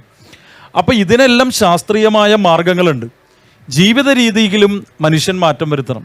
അതുകൊണ്ടാണ് ഞാൻ പറഞ്ഞത് പബ്ലിക് ട്രാൻസ്പോർട്ടേഷന് കൂടുതൽ പ്രാമുഖ്യം കൊടുക്കണം. നഗരത്തിൽ എത്ര സ്വകാര്യ വാഹനങ്ങൾ അനുവദിക്കാം? ശ്രീ ഹൈബിയിടൻ തന്നെ പറഞ്ഞ ബസ്സുകളുടെ മരണപ്പാച്ചിലുണ്ട്. എന്തായിരിക്കണം ബസ്സിൻ്റെ റൂട്ട്? ബസ്സിനൊരു റീറൂട്ടിംഗ് വേണം. ശ്രീ ജിജിക്ക് ഓർമ്മയുണ്ടാവും, JNNURM bus low floor bus വന്നപ്പോൾ അന്ന് ഞങ്ങൾ റൂട്ട് എഴുതി കൊടുത്തു. KSRTCക്ക് ഒരു താല്പര്യം ഉണ്ടായിരുന്നില്ല. KSRTCക്ക് ബസ് എഴുതി കൊടുത്തിട്ട് ഞങ്ങൾ പറഞ്ഞൊരു കണ്ടീഷൻ, ഞങ്ങൾ പറഞ്ഞ റൂട്ടിൽ കൂടെ ഓടിക്കണമെന്നായിരുന്നു. അപ്പോൾ ജിജി കേട്ടിട്ടുണ്ടാവും നമ്മൾ കൗൺസിലിൽ പറയുന്നത്, ഫോർട്ട് കൊച്ചിയിൽ നിന്ന് വരുന്ന ബസ് എന്തിനാണ് പഴയതുപോലെ തന്നെ മേനക വഴി ഓടി ഈ പറയുന്ന ഫോർട്ട് കൊച്ചിയിലേക്ക് പോകേണ്ടത്? എന്തുകൊണ്ട് ആലുവയിൽ നിന്ന് വരുന്ന ബസ് ഫോർട്ട് കൊച്ചിക്ക് എന്തിനാണ് ഇങ്ങോട്ട് വരുന്നതിന് പകരം നാഷണൽ ഹൈവേ കൂടി ഓടിക്കൂടാ? എന്തുകൊണ്ട് സീപോർട്ട് എയർപോർട്ട് റോഡ് വഴി ഒരു ബസ് ഓടിച്ചുകൂടാ? ഞങ്ങളത് ആവശ്യപ്പെട്ടപ്പോൾ KSRTC വലിയ എതിർപ്പായിരുന്നു. അവസാനം എന്ത് സംഭവിച്ചു? പുതിയ ബസ് റൂട്ടുകൾ ആരംഭിച്ചപ്പോൾ ആ ബസ് റൂട്ടുകളെല്ലാം ലോ ഫ്ലോർ ബസ്സുകൾക്ക് ആകർഷകമായി. അങ്കമാലി ഫോർട്ട് കൊച്ചി എന്ന് പറയുന്ന ലോ ഫ്ലോർ AC ബസ് വളരെ സൗകര്യമുള്ളതായി. അപ്പോൾ KSRTC തന്നെ JNNURM ബസ്സുകളിലൂടെ തെളിയിച്ചൊരു കാര്യമുണ്ട്, എയർ കണ്ടീഷൻഡായ നല്ല ബസ്സുകൾ ഉണ്ടെങ്കിൽ ആളുകൾ യാത്ര ചെയ്യും. ഞാൻ എന്തിനാണ് എൻ്റെ വീട്ടിലെ മാലിന്യം സംസ്കരിക്കുന്നത്? ജിജിക്കറിയാം, ഞാനിപ്പോൾ മേയറായപ്പോൾ അതിന് മുമ്പേ സംസ്കരിക്കുന്നുണ്ട്, വീട്ടിൽ തന്നെ സംസ്കരിക്കുന്നുണ്ട്. ചില ആളുകൾ അതിനെ പുച്ഛിച്ച് ചിലപ്പോൾ കാണിക്കും. ഞാൻ മാത്രമല്ല, ഇപ്പോൾ എൻ്റെ സുഹൃത്തായ ശ്രീ വിനോദ്, അദ്ദേഹമാണ്, ഓർമ്മയുണ്ടാവും ജിജിക്ക്, ബയോഗ്യാസ് ആദ്യമായി എന്നെ പ്രേരിപ്പിച്ച അദ്ദേഹമാണ്. എന്തിനാണ് ഈ മുഴുവൻ മാലിന്യവും ബ്രഹ്മപുരത്തേക്ക് ഒരു ഗ്രാമത്തിലേക്ക് കൊണ്ടുപോകുന്നത്? എന്തുകൊണ്ട് കൊച്ചി നഗരത്തിൽ കുറേ സ്ഥലത്ത് നമുക്ക് ഡീസെൻട്രലൈസേഷൻ ആയിക്കൂടാ? സെൻട്രലൈസേഷൻ വേണം, ഒരു CBG പ്ലാന്റ് വേണം. നിങ്ങൾ കൊച്ചി നഗരത്തിൽ വന്ന് താമസിക്കുന്ന 5 സ്റ്റാർ ഹോട്ടലിൽ വന്ന് താമസിക്കുന്ന ഒരാളോട് നിങ്ങൾ അവിടെ തന്നെ മാലിന്യം സംസ്കരിക്കുക എന്ന് പറഞ്ഞാൽ ഇറ്റ് ഈസ് ഇമ്പോസിബിൾ, ഇംപ്രാക്ടിക്കൽ. ചില ആളുകൾ ഒരിക്കലും ഈ സെൻസിലേക്ക് വരില്ല. നമ്മൾ ഗാന്ധിയൻ തോട്ടിനെ പറ്റി പറയുന്ന പോലെയാണ്. നിങ്ങൾ ട്രാൻസ്ഫോർമേറ്റ് ചെയ്യുക എന്ന് പറയുന്നത് ഒരു ആഹ്വാനമാണ്. എല്ലാവരും ഒരു നിമിഷം എല്ലാവരും ഇങ്ങനെ മാറുമെന്നൊന്നും നമുക്ക് പറയാൻ കഴിയില്ല. അപ്പം നമുക്ക് ചെയ്യാൻ കഴിയുന്നൊരു കാര്യം, മാതൃകകൾ ഉണ്ടാക്കാം, ഡീസെൻട്രലൈസേഷനെ പുഷ് ചെയ്യാം, സെൻട്രലൈസേഷൻ വേണം. അപ്പം നമ്മുടെ യാത്രയിൽ, നമ്മുടെ ജീവിതത്തിൽ ഞാൻ പറയട്ടെ, നമ്മൾ ഓർഡർ ചെയ്യുന്ന ഭക്ഷണത്തിൽ, നമ്മൾ വീട്ടിൽ വെക്കുന്ന ഭക്ഷണത്തിൽ പോലും മലയാളി ആലോചിക്കണം, എന്തിനാണ് ഇത്രയും ആർഭാടം? ധരിക്കുന്ന വസ്ത്രത്തെ പറ്റി പോലും ആലോചിക്കണം. കാരണം ഇതെല്ലാം നമ്മുടെ പ്രകൃതിക്ക് മേലെ നടത്തുന്ന കടന്നാക്രമണമാണ് എന്ന് ചിന്തിച്ചാൽ ഒരു പ്രളയം ഉണ്ടാകില്ല. അതുകൊണ്ട് ശ്രീ ഐബിയിടം പറഞ്ഞത് ശരിയാണ്. നമുക്ക് നമ്മുടെ സിവിക് സെൻസ് എന്ന് പറയുന്നതും വളരെ പ്രധാനപ്പെട്ടൊരു കാര്യമാണ്. എല്ലാവരും ഒരുമിച്ച് സഹകരിക്കാൻ തീരുമാനിച്ചാൽ നമ്മുടെ നഗരത്തിൽ ഇതുപോലുള്ള മാറ്റം. ഞാൻ വളരെ പോസിറ്റീവായി ചിന്തിക്കുന്ന ഒരാളാണ്. എൻ്റെ അനുഭവങ്ങളുടെ അടിസ്ഥാനത്തിൽ പോസിറ്റീവ് ആവുകയാണ്. കാരണം പഴയ നഗരമല്ല ഇന്നത്തെ നഗരം. ജിജിക്കറിയാം, പഴയ സുഭാഷ് പാർക്ക് അല്ല ഇന്നത്തെ സുഭാഷ് പാർക്ക്. ഇത് ഈ കൗൺസിൽ ചെയ്താണെന്ന് ഞാൻ പറയില്ല, എൻ്റെ പ്രീഡിസേഴ്സും ഒരുപാട് കാര്യങ്ങൾ ചെയ്തു. നമ്മൾ കൗൺസിൽ ചർച്ച ചെയ്തായിരുന്നു വാട്ടർ മെട്രോ. ജിജിക്ക് ഓർമ്മയുണ്ടാവും, ശ്രീ ടോണി ചമ്മണി. ഞാൻ ഈ ഇലക്ഷൻ കാലത്തും പറയാനൊന്നും വൈമുഖ്യം കാണിക്കുന്നില്ല. ഞാൻ അതുകൊണ്ടാണ് പറഞ്ഞത്, ഒരു പല കാര്യങ്ങളിൽ യോജിപ്പുണ്ടാകുന്നതിനെ പറ്റി ആലോചിക്കണം. ഞാൻ വാട്ടർ മെട്രോയുടെ ഉദ്ഘാടനത്തിന് ഞാൻ പറഞ്ഞു, വാട്ടർ മെട്രോ ഇവിടെ ചെയ്യണമെന്നത് കൗൺസിലിൻ്റെ ഒരുപാട് കാലത്തെ കൗൺസിൽ പ്രമേയങ്ങളായിരുന്നു. ശ്രീ സോഹനെ മറക്കാൻ പറ്റില്ല. അവസാനം ജർമ്മൻ ഫണ്ടിങ് ഫ്രഞ്ച് ഫണ്ടിങ് വന്നത് കോർപ്പറേഷനാണ്. പക്ഷെ ആ കോർപ്പറേഷൻ മേയറായ ശ്രീ ടോണി ചമ്മണിയാണ് പറഞ്ഞത്, ഞങ്ങൾ ചെയ്യുന്നതിനേക്കാൾ നല്ലത് ശ്രീ ഏലിയാസ് ജോർജ് ചെയ്യട്ടെ എന്നാണ്. അതുകൊണ്ട് അത് നടന്നു, നന്നായി നടന്നു. അപ്പോൾ അതുകൊണ്ട് ഈ ഗിവ് ആൻഡ് ടേക്ക് എന്ന് പറയുന്നത് ഓർഗനൈസേഷൻസ് തമ്മിലുണ്ടാകണം, രാഷ്ട്രീയ പാർട്ടികൾ തമ്മിലുണ്ടാകണം, ജനപ്രതിനിധികൾ തമ്മിലുണ്ടാകണം. അതാണ് ഭാവിയിലെ കൊച്ചി ആഗ്രഹിക്കുന്നത്. അതിനെതിരെ നീന്തുന്നത്, ഞാൻ പറയുന്ന അതാണ് നമ്മുടെ ഫ്ലോ എന്ന് പറയുന്നത്. ആ കറണ്ടിനെതിരെ നമ്മൾ അതിനെതിരെ നീന്താൻ തുടങ്ങിയാൽ ഞാൻ വിചാരിക്കുന്നു നിങ്ങൾ ചുമരിലെ ചിത്രമെടുത്ത് കാണാതിരിക്കും. അത് നിങ്ങളെ പൊളിറ്റിക്കലായി ബാക്ക്ലാഷ് ചെയ്യും എന്ന് വിശ്വസിക്കുന്ന ഒരാളാണ് ഞാൻ. അതുകൊണ്ടാണ് ഞാൻ യോജിപ്പുകൾ കണ്ടെത്താൻ ശ്രമിക്കുന്നത്. നമ്മൾ ഗ്ലോബൽ സിറ്റിയുടെ ലോക്കൽ ഇഷ്യൂസിലേക്കാണ് അധികം കിടന്ന് കറങ്ങുന്നത്. എനിക്ക് നമ്മൾ ഈ കൊച്ചിയുടെ അതിരുകളെ കുറിച്ചിട്ടും കൊച്ചിയുടെ ഏരിയകൾ വികസിക്കണം ഇങ്ങനെയുള്ള കാര്യങ്ങളൊക്കെ പറഞ്ഞു. പക്ഷേ നമ്മുടെ കൊച്ചിയുടെ ഈ ഒരു ഭരണം മേയറുടെ ജനപ്രതിനിധികളുടെയും കാര്യമല്ല ഞാൻ പറയുന്നത്. കോർപ്പറേഷൻ സെക്രട്ടറി അതിൻ്റെ ഒരു ഉദ്യോഗസ്ഥ തലത്തിലുള്ള ഒരു വിന്യാസം അത് കുറേ കൂടി പ്രൊഫഷണൽ ആകേണ്ടത്. നമുക്കൊരു ഫിനാൻസ് മാനേജർ വേണം, ഒരു റവന്യൂ സ്വന്തമായി ജനറേറ്റ് ചെയ്യാൻ കഴിയണം. ഇപ്പോൾ നമ്മൾ ഈ പ്രളയത്തിൻ്റെ ഒരു ആ സമയത്ത് നമ്മൾ ശ്രദ്ധിച്ചൊരു കാര്യം, ആലുവ പാലം ബ്ലോക്കായി കഴിഞ്ഞതിന് ശേഷം ഇങ്ങോട്ട് വരാനായിട്ട് വേറെ നിവൃത്തിയില്ല, സാധനങ്ങളൊന്നും വരുന്നില്ല. അപ്പോൾ കൊച്ചി നഗരം എന്നുള്ള നിലയ്ക്ക് കുറച്ചുകൂടി ഒരു സെൽഫ് സഫിഷ്യൻ്റായി ആകണം. നമ്മളുടെ റിസോഴ്സസ് നമുക്ക് കണ്ടെത്താൻ കഴിയണം, കൂടുതൽ റിസോഴ്സസ് മൊബിലൈസ് ചെയ്യാൻ പറ്റണം. അപ്പോൾ നമ്മളുടെ മൊത്തം നടത്തിപ്പിലൊരു പ്രൊഫഷണൽ ടച്ചും ഒരു മാനേജ്മെൻറ്റും വേണ്ടേ? ഹൈബി എന്താ അത്? ഞാൻ മേയർക്ക് കൂടി വേണ്ടി പറയുകയാണ്. ഇവിടെ 1ാം റാങ്ക് നേടിയ ഒരു IAS ഓഫീസർ കോർപ്പറേഷൻ്റെ സെക്രട്ടറി ആയിട്ട് വന്നു. ഒരു പേര് ഞാൻ പറയുന്നില്ല, ഒരു ഫയൽ പോലും ഒപ്പിട്ടിട്ടില്ല. ഇവിടെ IAS officers are scared to be corporation secretaries. കാരണം അവർ അതിൻ്റെ ഉത്തരവാദിത്തം ഏറ്റെടുക്കാൻ പറ്റില്ല എന്ന അവർക്കൊരു താൽക്കാലികമായ ഒരിടം, ഒരു 6 മാസം അവർക്ക് ഇരിക്കാൻ പറ്റുന്നൊരു സ്ഥലമാണ് കോർപ്പറേഷൻ.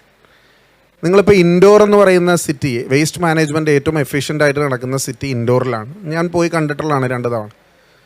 അവിടെ അതിൻ്റെ മുഴുവൻ ചുമതല വഹിക്കുന്നത് ഒരു IAS ഓഫീസറാണ്. അതിൻ്റെ എല്ലാ തീരുമാനങ്ങളും എടുക്കുന്നത് ആ ഓഫീസറുടെ നേതൃത്വത്തിലാണ്. പൊളിറ്റിക്കൽ ഇൻ്റർവെൻഷനും പൊളിറ്റിക്കൽ ലീഡർഷിപ്പും ഉള്ളതുപോലെ തന്നെ പൊളിറ്റിക്കൽ മാനേജ്മെൻറ്റ് നമ്മൾ നടത്തുമ്പോൾ തന്നെ പ്രൊഫഷണലിസം എല്ലാ മേഖലയിലും. എനിക്കതിൽ നേരത്തെ മേയർ പറഞ്ഞതിൻ്റെ എനിക്കൊരു കണ്ടിന്യൂഷൻ പറയാൻ പറ്റിയില്ല. ഇപ്പോൾ ജിചേട്ടൻ ചോദിച്ചത് ക്ലൈമറ്റ് ചേഞ്ചിനെ കുറിച്ചിട്ടാണ്. ഞാൻ ചോദിക്കുന്നത് കോർപ്പറേഷൻ അതിന് എക്യുപ്ഡ് ആയിട്ടുള്ളൊരു ഓർഗനൈസേഷൻ അല്ല. പ്രത്യേകിച്ച് കൊച്ചിൻ കോർപ്പറേഷനും കേരളത്തിൽ ഒരു കോർപ്പറേഷനും അത്തരം ഡിസിഷൻസ് എടുക്കാൻ എക്യുപ്ഡ് ആയിട്ടുള്ള ഓർഗനൈസേഷൻസ് അല്ല. അവർക്ക് പ്രൊഫഷണൽ ഹെൽപ്പ് വേണം.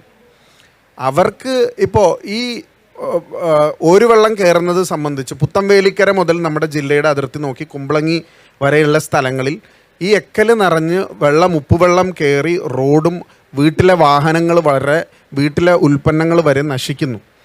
അതിനൊരു scientific study doctor Thomas Isaac ഞങ്ങളുടെ ഒരു സെമിനാറിൽ പുത്തംവേലിക്കരയിൽ വന്ന ഇക്കനോസ് എന്ന് പറയുന്ന ഒരു ഓർഗനൈസേഷൻ വളരെ ശാസ്ത്രീയമായിട്ട് ഇതിനെക്കുറിച്ച് പഠിച്ചിട്ടുണ്ട്. അതിൻ്റെ എടപ്പള്ളി മ്യൂസിയത്തിൽ അതിൻ്റെ ഒരു പ്രസൻറ്റേഷൻ ഉണ്ടായിരുന്നു. അപ്പോൾ ഒരുപാട് NGOസും നാഷണൽ ഇൻ്റർനാഷണൽ ഫണ്ടിങ്ങുള്ള ഒരുപാട് ഓർഗനൈസേഷൻസും നമ്മളെ സഹായിക്കാൻ തയ്യാറാണ്. അപ്പോൾ എങ്ങനെ ബെസ്റ്റ് പ്രാക്ടീസസ്, ലോകത്തിലുള്ള ബെസ്റ്റ് പ്രാക്ടീസസ് നമ്മളുടെ നഗരത്തിലേക്ക് കൊണ്ടുവരാൻ സാധിക്കില്ല.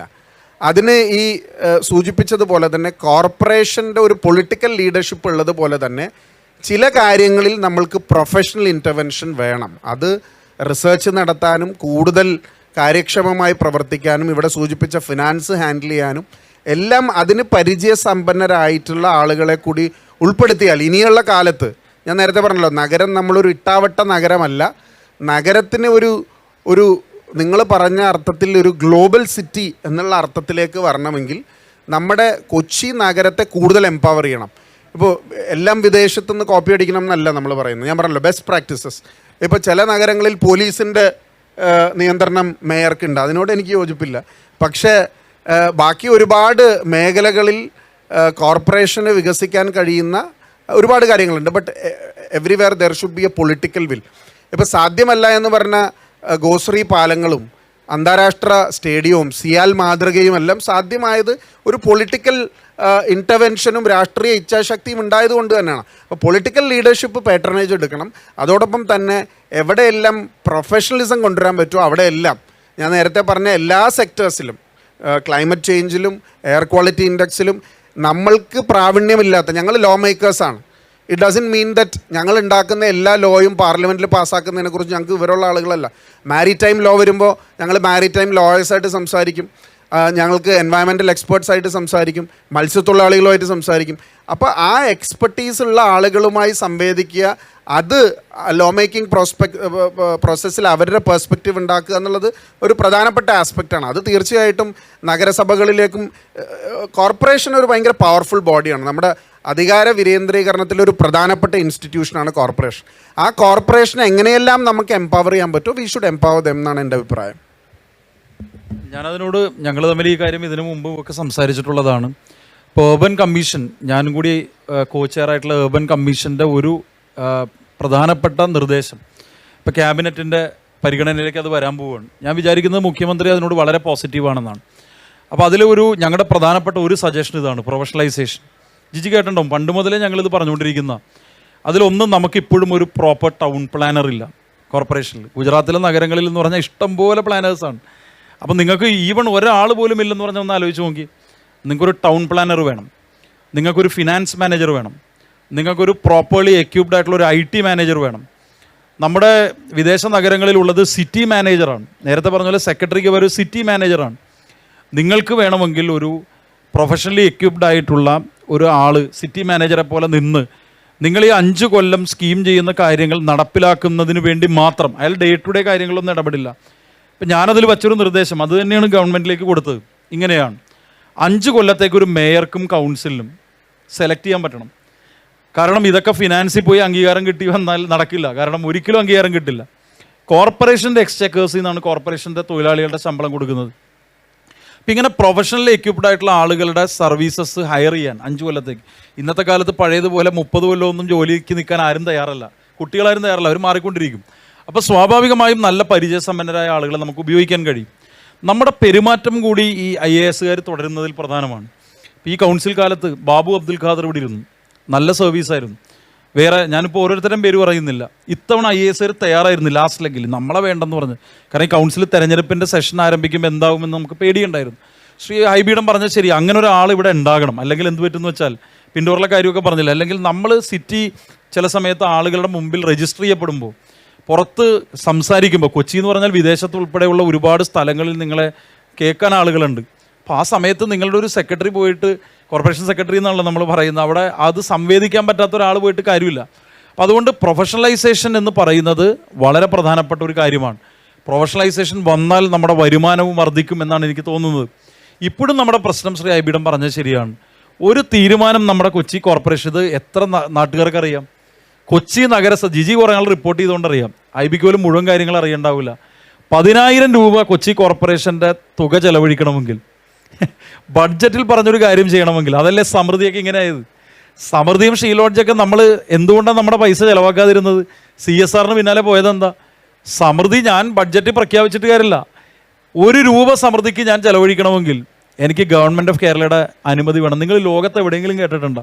ഞാൻ ശ്രീ തോമസ് ഐസക് ഉൾപ്പെടെ എല്ലാവരോടും ചോദിച്ചിട്ടുണ്ട്. നമ്മൾ അധികാര വികേന്ദ്രീകരണത്തെക്കുറിച്ച് പറയുമ്പോൾ ഇന്ത്യയിലെ മറ്റെല്ലാ നഗരങ്ങളിലും ഇത് കഴിയുന്നുണ്ട്. പിന്നെ നമ്മുടെ പൊളിറ്റിക്കൽ ക്ലാസിൻ്റെ അഭിപ്രായത്തിൽ അന്യസാധാരണമായ കഴിവുള്ള ആളുകളാണ്. ഇപ്പോൾ ഒരു മുഖ്യമന്ത്രി ഇടപെട്ടതിനെ പറ്റിയാണ് ശ്രീ ഹൈബീഡൻ പറഞ്ഞത്. നിങ്ങൾ ആലോചിച്ച് നോക്കൂ, ഈ നഗരത്തിൻ്റെ മേയറായിരുന്ന ഒരാൾ, ഈ നഗരത്തിലെ GCDA ചെയർമാൻ ആയിരുന്ന ഒരാൾ, ഈ ഹാൻഡിക്യാപ്സിനിടയിൽ നിന്ന് എത്ര റോഡാണ് അദ്ദേഹം ചെയ്തത്? ഇല്ലേ ജിജി? സഹോദരൻ അയ്യപ്പൻ റോഡ് 8 മീറ്റർ വീതി ഉണ്ടായിരുന്ന സഹോദരൻ അയ്യപ്പൻ റോഡിനെ അദ്ദേഹം 22 മീറ്ററാക്കി. സ്റ്റേഡിയം ലിങ്ക് റോഡ് എന്ന് പറയുന്ന ഒരു പുതിയ റോഡ് ഉണ്ടാക്കി. സഹോദരൻ അയ്യപ്പൻ റോഡിന് സമാന്തരമായി സുഭാഷ് ചന്ദ്രബോസ് റോഡ് അദ്ദേഹം ഉണ്ടാക്കി. കലൂർ കടവന്ത റോഡ് 7 മീറ്റർ ഉണ്ടായിരുന്ന റോഡ് 22 മീറ്റർ ആക്കിയെന്ന് മാത്രമല്ല, ഒരു മേൽപ്പാലം കൂടി പണിതു. എങ്ങനെ? ഭാവനാസമ്പന്നമായി. ശ്രീധരനെ നമ്മൾ ഗ്ലോറിഫൈ ചെയ്യേണ്ടത്, അദ്ദേഹം നല്ല ഉദ്യോഗസ്ഥനാണ്. പക്ഷെ അവിടെയെല്ലാം ഗവൺമെൻറ്റിൻ്റെ എക്സ്ചക്കറിൽ നിന്നും പണം ചെലവഴിച്ചിട്ടാണെങ്കിൽ 100 രൂപ ചെലവഴിക്കാതെ നമ്മുടെ ഈ നഗരത്തിലെ 5 പ്രധാനപ്പെട്ട റോഡുകൾ 5 കൊല്ലം കൊണ്ട് അസാധാരണനായ ഒരു മനുഷ്യനെ പോലെ നിന്ന് ചെയ്ത ആളാണ് ശ്രീ കെ ബാലേന്ദ്രനെ. ബണ്ട് റോഡിൻ്റെ ഒരു ഭാഗം അദ്ദേഹം ചെയ്തു. KP വെള്ളോൺ റോഡിൻ്റെ ഒരു ഭാഗം ചെയ്തു. പൊറ്റക്കുടി റോഡിൻ്റെ, അത് മേയറായിരുന്നപ്പോഴാണ്, കുറച്ച് ഭാഗം അദ്ദേഹം ചെയ്തു. അപ്പോൾ ഇത്രയും പ്രതിപാദനമായ രാഷ്ട്രീയ നേതൃത്വം എനിക്ക് തോന്നുന്നില്ല ഇന്ത്യയിലെ വേറെ ഏതെങ്കിലും ഒരു നഗരത്തിൽ ഉണ്ടാകുമെന്ന്. കാരണം അതിനുവേണ്ടി നമ്മുടെ ബിൽഡിംഗ് റൂൾസിന് അമെൻമെൻറ്റ്, അദ്ദേഹം തന്നെ എഴുതി കൊടുത്ത ബിൽഡിംഗ് റൂൾസിൻ്റെ അമെൻമെൻറ്റ് കേരള നിയമസഭ ഏകകണ്ഠമായിട്ടാണ് പാസ്സാക്കിയത്. അദ്ദേഹം GCDA ചെയർമാനായി ഇറങ്ങിയ പിറ്റേ ദിവസം ശ്രീ ഉമ്മൻചാണ്ടി ആ അധികാരം എടുത്ത് മാറ്റുകയും ചെയ്തു. അപ്പോൾ ശ്രീ ഹൈബീഡൻ പറഞ്ഞതിന് എൻ്റെ ഒരു തിരുത്ത് അതും വേണമല്ലോ. ഇടയ്ക്ക് എപ്പോഴും ഞാൻ മാത്രം ചോദിച്ചിട്ട് കാര്യമില്ല. അപ്പോൾ ഞാനും ഒരു പാഠഭേദം പറയാം. അതായത് പോലീസിനെ നമ്മുടെ കയ്യിൽ ആര് ഉപയോഗിക്കുന്നു എന്നുള്ളതാണ് പ്രശ്നം. പോലീസിനെ മര്യാദയ്ക്ക് ഉപയോഗിക്കാൻ കഴിയുന്നൊരു മേയർ ശ്രീ ബാലേന്ദ്രനെ പോലെ ഒരാളാണ് വരുന്നതെങ്കിൽ പോലീസിനെ മര്യാദയ്ക്ക് ഉപയോഗിക്കും. നമ്മൾ പറയില്ലേ, കുരങ്ങൻ്റെ കയ്യിൽ പൂമാല എന്ന് പറയുന്നത് കുരങ്ങനെ ആക്ഷേപിക്കുന്നതിന് തുല്യമാണ്. കാരണം നമ്മുടെ ഫോർഫാദറാണ്. അപ്പോൾ അതുകൊണ്ട് നമ്മൾ മനസ്സിലാക്കേണ്ട ഒരു കാര്യം, ശരിയായ കൈകളിൽ അധികാരം വന്നാൽ അധികാരത്തെ നമ്മൾ കാണുന്നതിനേക്കാൾ അപ്പുറമുള്ള ചക്രവാളത്തിനപ്പുറത്തേക്ക് വികസിപ്പിക്കാൻ കഴിയുന്ന ഭരണാധികാരികളെ കണ്ട ഒരു നാടാണ് പനമ്പള്ളി. ഞാൻ ഒരു വാചകം കൂടി പറഞ്ഞ് അവസാനിപ്പിക്കാം, കാരണം ഞാൻ എൻ്റെ പാർട്ടിയുടെ നേതാവിനെ പറഞ്ഞ് അവസാനിപ്പിക്കുന്നില്ല. പ്ലാനിങ്ങിനെ കുറിച്ച് പറയുമ്പോൾ ആദ്യമായി അദ്ദേഹം നിയമസഭാ തെരഞ്ഞെടുപ്പിൽ പാർലമെൻറ്റിലേക്ക് മത്സരിക്കാതിരിക്കുന്ന സമയത്ത് കോടതിയിൽ പോവുകയും റോറിംഗ് പ്രാക്ടീസ് ഉണ്ടാവുകയും അല്ലാത്ത സമയത്തെല്ലാം രാഷ്ട്രീയ പ്രവർത്തകനായി തുടരുകയും കാറിലേക്ക് കയറുമ്പോൾ ഒരു ഗ്രന്ഥശാല തന്നെ കാറിൽ കൊണ്ടുനടക്കുകയും ചെയ്ത ഒരാളാണ് സാക്ഷാൽ ശ്രീ പനമ്പള്ളി പോയെന്നവൻ. അദ്ദേഹം ഇരുന്ന സ്ഥലത്തെ പറ്റിയാണ് ജിജി പറഞ്ഞത്. നമ്മുടെ എറണാകുളം ലോ കോളേജിലെ കൊച്ചി നിയമസഭാ ഹാളെന്ന് പറയുന്നത് സി അച്യുതമേനോൻ അവിടെയാണ് ഇരുന്നത്. അപ്പോൾ അതുകൊണ്ട് ആ പനമ്പള്ളിയാണ് ആദ്യമായി, അത് ജിജിക്ക് ശ്രദ്ധിച്ചിട്ടുണ്ടോ എന്ന് എനിക്കറിയില്ല, കേരളത്തിലെ നഗരങ്ങളിൽ ആദ്യമായി ഒരു പ്ലാനിങ് കൊണ്ടുവരാൻ ശ്രമിച്ച ആൾ പനമ്പള്ളിയാണ്. ചാലക്കുടി നഗരത്തിന്, ഒരു ചെറിയ നഗരത്തിന് വേണ്ടി. അപ്പം നമ്മുടെ രാഷ്ട്രീയ നേതാക്കന്മാരൊന്നും ചെറിയ ആളുകളല്ല, അവരെല്ലാം ഭാവനാസമ്പന്നരാണ് എന്നതുകൊണ്ട് കൂടിയാണ് ഞാൻ നേരത്തെ പറഞ്ഞ എൻ്റെ അനുഭവങ്ങളിൽ നമുക്ക് ഒരുപാട് ദൂരം മുന്നോട്ട് പോകാൻ കഴിയുമെന്ന് ഞാൻ വിശ്വസിക്കുന്നത്. ഒരു ഒറ്റ ചോദ്യം കൂടി ചോദിച്ചിട്ട് നമുക്ക് അവസാനിപ്പിക്കാം. ഇതിന് പറയുന്നുണ്ടോ? ഇല്ല, ഞാൻ നേരത്തെ പറഞ്ഞ ആ പോയിന്റിൽ തന്നെ മേയർ യോജിച്ചു എന്ന് തന്നെയാണ് ഞാൻ വിശ്വസിക്കുന്നത്. മേയർ പറഞ്ഞ പോലീസിൻ്റെ കാര്യത്തിനോട് മേയർ യോജിക്കുക തന്നെയാണ് ചെയ്തത്. കാരണം അത് കൊടുക്കേണ്ട ആളുകളുടെ കയ്യിൽ കൊടുക്കണം എന്ന് അദ്ദേഹം പറഞ്ഞതുപോലെ തന്നെ അത് അതിൻ്റേതായ പരിധിയിലും പരിമിതിയിലും ഉണ്ടാവേണ്ടതാണ്. പക്ഷെ ഞാൻ നേരത്തെ പറഞ്ഞ ആ പൊളിറ്റിക്കൽ വിൽ, എന്തുകൊണ്ട് 10,000 രൂപ ചെലവഴിക്കുന്നതിന് എന്തുകൊണ്ട് നമ്മൾക്ക് ട്രിവാൻഡ്രത്തേക്ക് പോകേണ്ടി വരുന്നു, എന്തുകൊണ്ട് നമ്മൾ സ്റ്റേറ്റിലേക്ക് പോകേണ്ടി വരുന്നു, അത് ഇത്രയും ഔട്ട്ഡേറ്റഡ് ആയ ഒരു സിസ്റ്റം എന്തുകൊണ്ട് ഇന്നും പ്രിവെയിൽ ചെയ്യുന്നു? ഏറ്റവും അനുകൂലമായ രാഷ്ട്രീയ കാലാവസ്ഥ ഉള്ള സമയമായിരുന്നു. മേയർ ശ്രീ അനിൽകുമാറും പിണറായി വിജയൻ മുഖ്യമന്ത്രിയും അദ്ദേഹത്തിന് ഏറ്റവും അടുപ്പമുള്ള ഫിനാൻസ് മിനിസ്റ്ററും പി രാജീവും എല്ലാമുള്ള 10 വർഷത്തെ ഒരു ഭരണ സംവിധാനത്തിൽ ഏറ്റവും എളുപ്പം ചെയ്യാൻ പറ്റുന്നൊരു കാര്യമായിരുന്നു. അതാണ് ഞാൻ പറഞ്ഞത് പൊളിറ്റിക്കൽ വില്ലെന്ന് ഞാൻ പറഞ്ഞത്. രാഷ്ട്രീയ ഇച്ഛാശക്തി എന്ന് ഞാൻ പറഞ്ഞതിലേക്ക് ഞാൻ തിരിച്ചു വന്നത് അതുകൊണ്ടാണ്. അത് തീരുമാനങ്ങൾ എടുക്കേണ്ട രാഷ്ട്രീയ നേതൃത്വം തന്നെയാണ്, അതിൽ മാറ്റങ്ങൾ ഉണ്ടാവേണ്ടത്. ഞാൻ ഉമ്മൻചാണ്ടിയിൽ പറഞ്ഞതുകൊണ്ട് അതും കൂടി ഒന്ന് ഞാൻ നേരത്തെ പറഞ്ഞതുപോലെ ഞാൻ അതിലും കൂടി ഒന്ന് പറഞ്ഞോട്ടെ. ഉമ്മൻചാണ്ടി എന്ന് പറയുന്ന പ്രതിഭാശാലിയായ രാഷ്ട്രീയ നേതാവ്, അദ്ദേഹത്തിൻ്റെ ജനസമ്പർക്ക പരിപാടി ഞാൻ 4 മണി വരെ പുലർച്ചെ അദ്ദേഹത്തിൻ്റെ കൂടെ ഒരു ദിവസം 8 മണി മുതൽ പിറ്റേ ദിവസം രാവിലെ 4 മണി വരെ നിന്നിട്ടുണ്ട്. അപ്പോൾ അദ്ദേഹം പറഞ്ഞത്, നമ്മൾ കാണാത്ത ഒരുപാട് പ്രാക്ടിക്കലായിട്ടുള്ള ബുദ്ധിമുട്ടുകൾ നേരിടുന്ന ആളുകൾ, അവരുമായി ഞാൻ സംവേദിക്കുമ്പോൾ നിയമനിർമ്മാണം എനിക്ക് വളരെ എളുപ്പമാവും. പല ഹാൻഡിക്യാപ്സും ഞാൻ കാണുന്നത് സാധാരണക്കാർ എൻ്റെ അടുത്ത് വന്ന് അത് ബോധ്യപ്പെടുത്തുമ്പോഴാണ്. അപ്പോൾ അങ്ങനെ നിയമങ്ങൾ തിരുത്തുകയും നിയമങ്ങൾ നിർമ്മിക്കുകയും നിയമങ്ങളിൽ മാറ്റങ്ങൾ വരുത്തുകയും ചെയ്ത ഒരാളാണ് ശ്രീ ഉമ്മൻചാണ്ടി എന്ന് പറയുന്ന മുഖ്യമന്ത്രി. ഒരു വാചകം പറഞ്ഞില്ലേ ശരിയാവില്ല. ഒഴിഞ്ഞ പോസ്റ്റിലേക്ക് ഗോളടിക്കാമെന്ന് ഒരിക്കലും വിചാരിക്കരുത്. ഞാനതിനെ പരമാവധി ചുരുക്കിയാണ് പറഞ്ഞത്. അപ്പോൾ ഞാൻ തിരിച്ചൊരു കാര്യം ചോദിക്കുകയാണ്. ഈ പൊളിറ്റിക്കൽ വില്ല് ഉണ്ടായിരുന്ന ഇതിനേക്കാൾ സുന്ദരമായൊരു സാഹചര്യം ഉണ്ടായിരുന്നു. അതായത് എത്ര കേന്ദ്രമന്ത്രിമാരുണ്ടായിരുന്നു? കേരളത്തിൽ ഈ പറഞ്ഞ മുഖ്യമന്ത്രി ഉണ്ടായിരുന്നു. എറണാകുളത്തിന് കേന്ദ്രമന്ത്രി പ്രൊഫസർ KV തോമസ് ഉണ്ടായിരുന്നു. ഈ നാട് സിംഗപ്പൂരാക്കാമായിരുന്നു. അല്ലല്ല അത് പറയല്ലേ, ഞാൻ ഇടപെട്ടില്ലല്ല. ഞാൻ അങ്ങ് പറഞ്ഞപ്പോൾ ഞാൻ ഇടപെട്ടില്ലല്ലോ. ഓർമ്മിക്കാനൊന്നുമില്ല. ഞാൻ വിയോജിപ്പ് പറയാൻ തുടങ്ങിയാൽ ഇതാണ് നിങ്ങളുടെ പ്രശ്നമെന്ന് ഞാൻ പറയേണ്ടി വരും. കാരണം അതുകൊണ്ടാണ് VS അച്യുതാനന്ദൻ എഴുന്നേറ്റ് നിന്ന് തൊടുകയും അങ്ങേക്ക് ഇപ്പം തന്നെ മെട്രോ തരാമെന്ന് പറയുകയും അദ്ദേഹം പാവം മനുഷ്യൻ, അദ്ദേഹം പിരിഞ്ഞു പോകുന്ന അന്ന് പിറ്റേ ദിവസം ഞങ്ങൾ 40 പേരെ വെച്ച് ഒരു ഗ്യാസ് സിലിണ്ടറിൻ്റെ പോലും സർട്ടിഫിക്കറ്റ് ഇല്ലാതെ പരിപൂർണമായ പിന്തുണ നൽകിയിരുന്ന കാലത്ത് പോലും കൊച്ചി മെട്രോയ്ക്ക് അനുമതി കൊടുക്കാതിരിക്കുകയും ഉമ്മൻചാണ്ടി വന്നപ്പോൾ അനുമതി നൽകുകയും ചെയ്തു. ഞാൻ വിയോജിപ്പിൻ്റെ അന്തരീക്ഷത്തിലേക്ക് കൊണ്ടുപോകാതിരിക്കാൻ പരമാവധി ശ്രമിച്ചു. പക്ഷേ ശ്രീ IB ഈഡൻ കുറച്ച് എന്നെയൊക്കെ ചെറുപ്പമാണ്. പക്ഷെ വിചാരിക്കരുത് എനിക്ക് ഈ കാര്യങ്ങൾ ഒന്നും അറിയാത്ത ഒരാളാണെന്ന് വിചാരിക്കരുത്. അപ്പോൾ ഇങ്ങോട്ട് ഒരു ഗോൾ അടിച്ചാൽ പിന്നെ തിരിച്ച് 2 എണ്ണം അങ്ങോട്ട് അടിക്കണമെന്ന് എനിക്ക് തോന്നുന്നു. അപ്പോൾ അതല്ല ഞാൻ പറയട്ടെ അതല്ല അതിൻ്റെ ഒരു ശരിയായ രീതി എന്ന് തെളിയിക്കാനാണ് ഞാൻ അത്രയും നേരം നിന്നത്. പക്ഷേ ഇങ്ങനെ പറയാൻ തുടങ്ങിയാൽ, പൊളിറ്റിക്കൽ വില്ലിനെ കുറിച്ച് പറയാൻ തുടങ്ങിക്കഴിഞ്ഞാൽ ഞാൻ ഉറപ്പിച്ചു പറയുന്നു, ശ്രീ പിണറായി വിജയന് അതിൻ്റെ പൊളിറ്റിക്കൽ വില്ലുണ്ട്. ആ പൊളിറ്റിക്കൽ വില്ലുള്ളത് കൊണ്ടാണ് ഒരു അർബൻ കമ്മീഷൻ തന്നെ കേരളത്തിൽ രൂപീകരിക്കണം എന്ന് തോന്നാൻ ശ്രീ പിണറായി വിജയൻ കേരളത്തിലെ മുഖ്യമന്ത്രി ആകേണ്ടി വന്നു എന്നുള്ളതാണ് നമ്മുടെ നഗരങ്ങളുടെ വികസനത്തിൽ ഇന്ന് കേരളത്തിൽ സംഭവിച്ച ഏറ്റവും വലിയ കാര്യം. അപ്പം അതുകൊണ്ട് അതിൻ്റെ ഫോളോ ഔട്ട് തീർച്ചയായിട്ടും നമ്മുടെ നാട്ടിൽ ഉണ്ടാകും എന്ന കാര്യത്തിൽ യാതൊരു സംശയവുമില്ല. അല്ല, ഉമ്മൻചാണ്ടിയുടെ പേര് പറഞ്ഞ് ഉമ്മൻചാണ്ടി എന്ന രാഷ്ട്രീയ നേതാവിൻ്റെ യശസ്വരീയനായ മുഖ്യമന്ത്രിയുടെ പേര് പറഞ്ഞ് താങ്കൾ ഇങ്ങോട്ട് ഈ പറഞ്ഞ വിയോജിപ്പും പൊളിറ്റിക്കൽ ഐഡിയോളജിയും യോജിപ്പും വികസനമൊക്കെ പറയുമ്പോൾ ആ പേര് പറഞ്ഞതുകൊണ്ടാണ്. ഞാൻ ഇത്രയും നേരമായിട്ട് ഒരാളുടെ പേരും പറഞ്ഞില്ലല്ലോ. നിങ്ങൾ ഉമ്മൻചാണ്ടി തിരുത്തിയതാണ് എന്ന് പറഞ്ഞ സമയത്താണ് ഞാൻ ഉമ്മൻചാണ്ടിയുടെ പേരും ബാക്കിയുള്ള നേതാക്കന്മാരുടെ പേരിലേക്കും കടന്നത്.